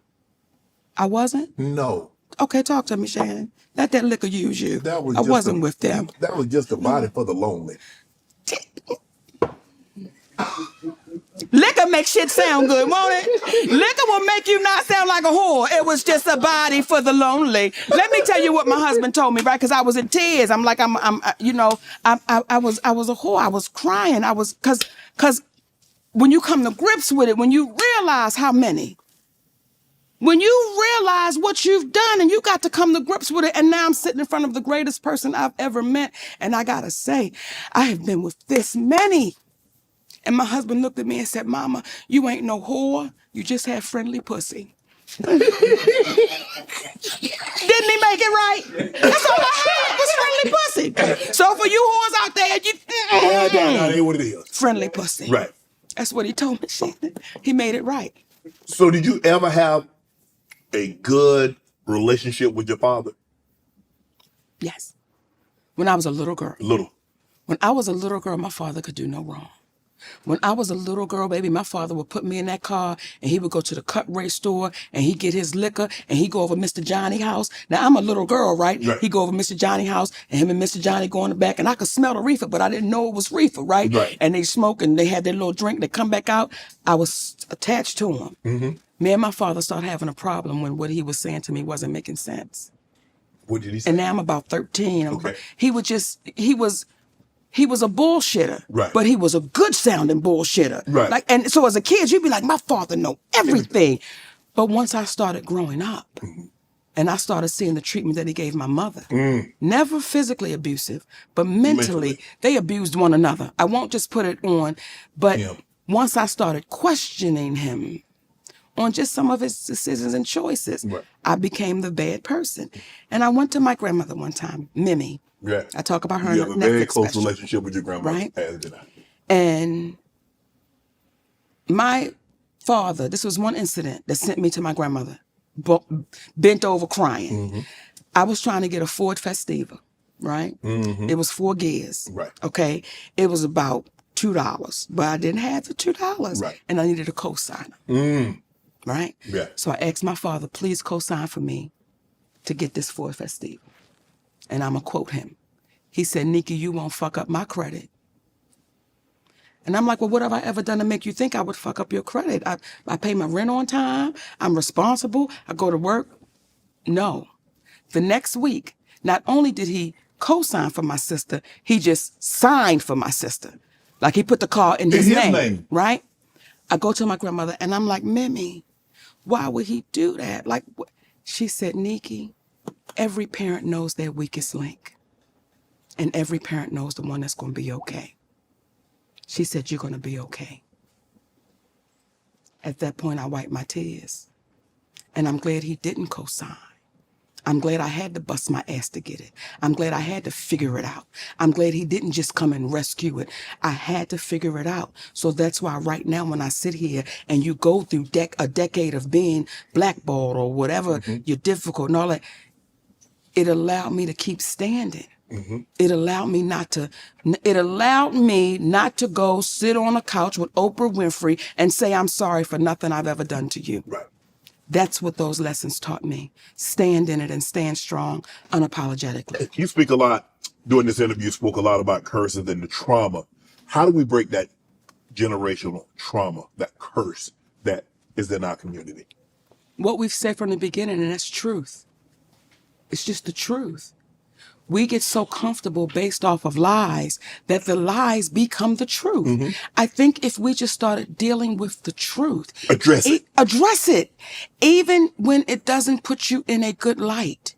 It eventually does put you in a good light because then people start talking about your honor and your character and your integrity. If I've wronged you, please tell me. Please tell me and then show me where I've wronged you. If you can say, Monique, this is what you did right here, then I owe you an apology. But if our community dealt in truth, how much further would we be? that's it. That's how I think we make it better. Right. We deal in the absolute truth. But sometimes, it's kind of like when I tell people, I was explaining to someone, I said, just imagine you went to the doctor, and Lord forbid this happened. You have cancer, but we're not going to treat it. It's going to go away. No doctor would tell you that. You have something going on, we're not going to talk about it. It'll just go away. That's what they bank on. That's what they bank on. And too many of our Black women have gone to their graves. They've left here in despair. Mm-hmm. They've left here broken-hearted, broke down, and we got a chance to see it in live and in person with our beautiful sister Taraji Henson. Right. What gave you the courage? Your Netflix. They offered you one thing. You found out they had gave someone 10 times. Mm-hmm. 20 times Come that. on, 26. 26 times that. Mm-hmm. And you're like, no. I'm not going to do that. We're not going to do that. We're going to do fair. That's what we do. Yes. I mean, you speak about diversity and you talk about doing the right thing. Okay, this is an opportunity for you to put that, instead of being lip service, okay, put pen to paper, let's make it right. I didn't know any other way. I didn't know any other way. See, when I heard Wanda Sykes say, I support you, I just went somewhere else. I don't know how to do that. Right. Especially when it's wrong. If we keep just going somewhere else, we'll keep getting mistreated. Right. But when you hear Amy Schumer, and this was not something I found out, they publicly said it. It was pride. Right. We paid Amy Schumer $11 million. She came back and said, I'm not a legend or icon, but I should get at least $2 more million, and they gave her $13 million. Well, when Netflix says to me, you are a legend. You are an icon. When Robbie Pearl says that, well, why is my legend and icon different? Right. Than these people, legend and icon. That's all. And when I say we were able to come to the table and we were able to make it make sense, and we were able to do the special, and we appreciated them saying, listen, how can we work this out? Now, you know what happens with that? What happened? People were having call-ins when I said, this is not right. I was donkey of the day. Remember that? Mm-hmm. I was donkey of the day. The breakfast nubs called me the donkey of the day. That's what they said. And they had a whole call-in about how I was donkey of the day. But you didn't do the same thing when you found out we settled. Now all of a sudden, don't nobody know what a settlement is. I mean, well, we don't even really, it was really, really quick. We just want to throw it away. So with that Netflix special, it was just like, no, guys, I gotta stand up. Because if not, that little girl coming behind me for real, right, that has that resume, I want to let her know you can fight, baby. Right. You just don't have to say, okay, you can stand. Would you be willing to do another Netflix special? Yeah, I had a great time. Now, for me, specials are specials. Right. It's something special. Right. So, we'll see. Right. I wanted to ask people that I hear our community call, the community call me aunt. Yes. And they call you auntie. Yes. Do you wear that with a badge of courage like I do? I wear it. That was such an honor. For you babies to put auntie on my name, do y'all know how that made me feel? Mm-hmm. And I'm not the auntie that's going to tell you the shit that you want to hear. I'm the auntie that's going to tell you what you need to hear. So for the things that I have said about our community and our babies and our sisters, I cannot back down because y'all gave me the title. I didn't ask for it. But when they gave it to me, Shannon, that was the universe saying, you now sit in that seat. Yep. You are now responsible. Yes. That's why I must speak out and I must speak loudly and I must say it to the top of my lungs because God damn if Fannie Lou Hamer didn't do it for me. Right. God damn if Eartha Kitt didn't do it for me. God damn if Moms Mabel didn't do it for me. The ones that came before us, and there's a woman still alive named Sylvia Traymore Morrison. That woman got paid in a Coca-Cola. That woman got paid in a Coca-Cola at her next gig and $5. She was the first Black woman to write for Saturday Night Live, but they have her listed as a production assistant. And she's still alive. That's why I speak the way I speak, because I will not let them wash her out of history as if she never existed. Wow. Dating. What advice? If somebody, if a group of women were in here and it's like, come on. They talk to us. How this dating thing? Because It's different now than when you and I. It's different, baby. I'm grateful I'm not 56 and trying. What you trying to say? What you trying to say? Mo? I'm looking right at you. I know you looking at me. I ain't backing down. You better take your old ass and get somebody to love you. Damn, Mo. Now I'm looking right at y'all. Let me tell y'all what Shannon needs. Let me live my life. Let me tell you what my baby needs. He need him an old fat gal who can bake good cakes, make some smothered turkey wings, who gonna rub his feet at the nighttime, okay, and gonna have a sip of his cognac to make him feel better about himself when he come home at night. That's what Shannon needs. You don't need no 26-year-old girl. You don't need no 36-year-old girl. I do. This is your auntie talking to you. Take your old ass and get you an old bitch out there that can love you old. You trying to hang out with these young bitches and you can't do it, Shannon. You just can't do it. Dang. When they want you to go for the 4th round, you looking at her like, bitch, listen, you want some money to go to Starbucks? Yeah. Because I can't go no further. But if you get your older girl, when you get to that 4th round, she's going to say, hold on. Let me go get you some eggs and cheese and some toast with apple butter, because that's going to get your energy back up. I'm talking right to you. Shit. So he thought I was going to be scared. Yes, I'm talking. And I know an old gal, she'd be good to you. Her name is Elladora. Now, when you know somebody named Elladora, she's old school. Mm-hmm. Now, Miss Elladora told me to tell you. She said, I think he like red velvet. Oh, I do. I say, Miss Elladora, if he do like that, she said, you let him know I got something for him. Yeah, I like and she red don't velvet. have no teeth. Come on, pick your glass up and clack for me. Come on now. These young gals will bite you. Okay? Yeah. Okay, guess I gotta come on home. Come on home, Shannon. And y'all stop putting lies out about my brother, because I was in my feelings when y'all said he didn't date black women. Y'all stop that shit. You stop it. Now, he might throw a white one in there every now and again. And it's okay. It's okay. Because sometimes, we ain't into everything. Yeah. We don't do everything. So sometimes Uncle Shay need a spice of life. Yeah, see? There you go. He need to go cross the street, but he always going to come back. That's all we saying to you, Oprah and Tyler. Come on home. Come on home. Come on home. Come on home. Sierra says a lot of women talk about Sierra's prayer, but when a God sends a good man, they don't want them. Is that true? I cannot speak for them. I can only speak for me. Because when the universe sent mine to me, baby. You was ready. When he sent that man to me, even this morning, I thank the universe for that man right there. Before I came on air with you, I was talking to him. I know. He said, Mama, you heard me talking. I said, yeah. I said, hey, Daddy. Yeah, I did. Because we've not been trained. We've not been conditioned to understand you. We've been trained to fight against you. Right. We've been trained to go against you. We've watched our mamas, our grandmamas, our aunties speak ill of a black man. Mm-hmm. So now when a black man comes and he good, you waiting for the bad because grandmama told you black men wasn't shit. Mama told you black one wasn't shit. Your auntie said black men ain't shit. So all you have in your mind is black men ain't shit. And so when you get that beautiful black man, he's now got to say to you, erase everything they taught you. Right. Because I'm here. Or then you treat him like that, and then he goes, and then you talk about... Now you're mad because he didn't want you the white girl, Shannon. Now y'all start treating Shannon good, okay? Start treating him good.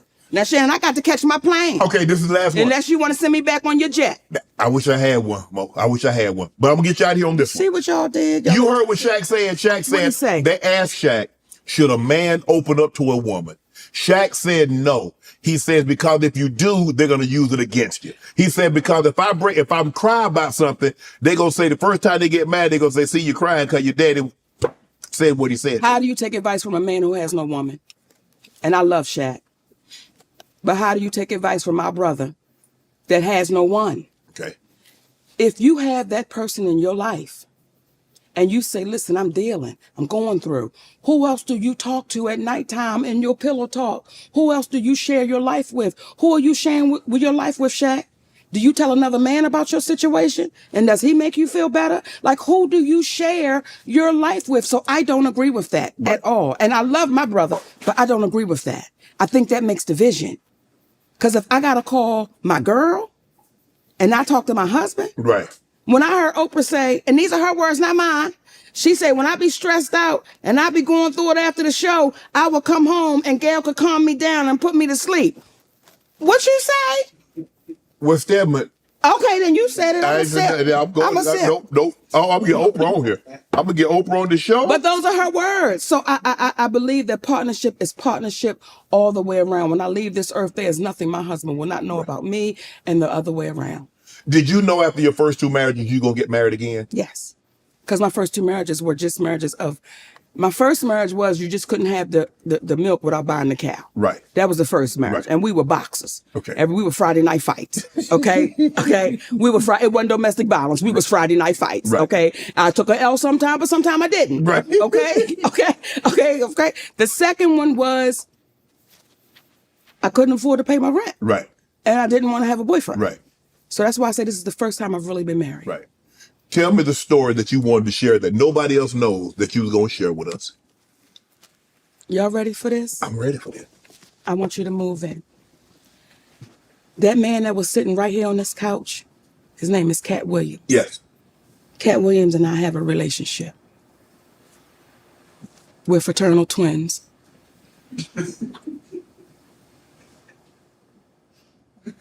That's all. That's it.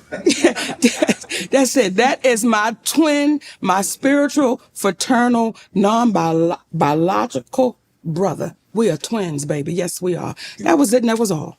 Thank you. Don't nobody know that but you. Cat Williams don't even know the shit. Yeah. That's what makes it so beautiful. So, Cat, I'm gonna call him. I'm gonna call him and say, "Hey, I met your sister for the very first I time." need you to tell him. Monique, do you want to promote anything? You got anything you want to promote? Okay. Here's what I'll say. Just keep watching.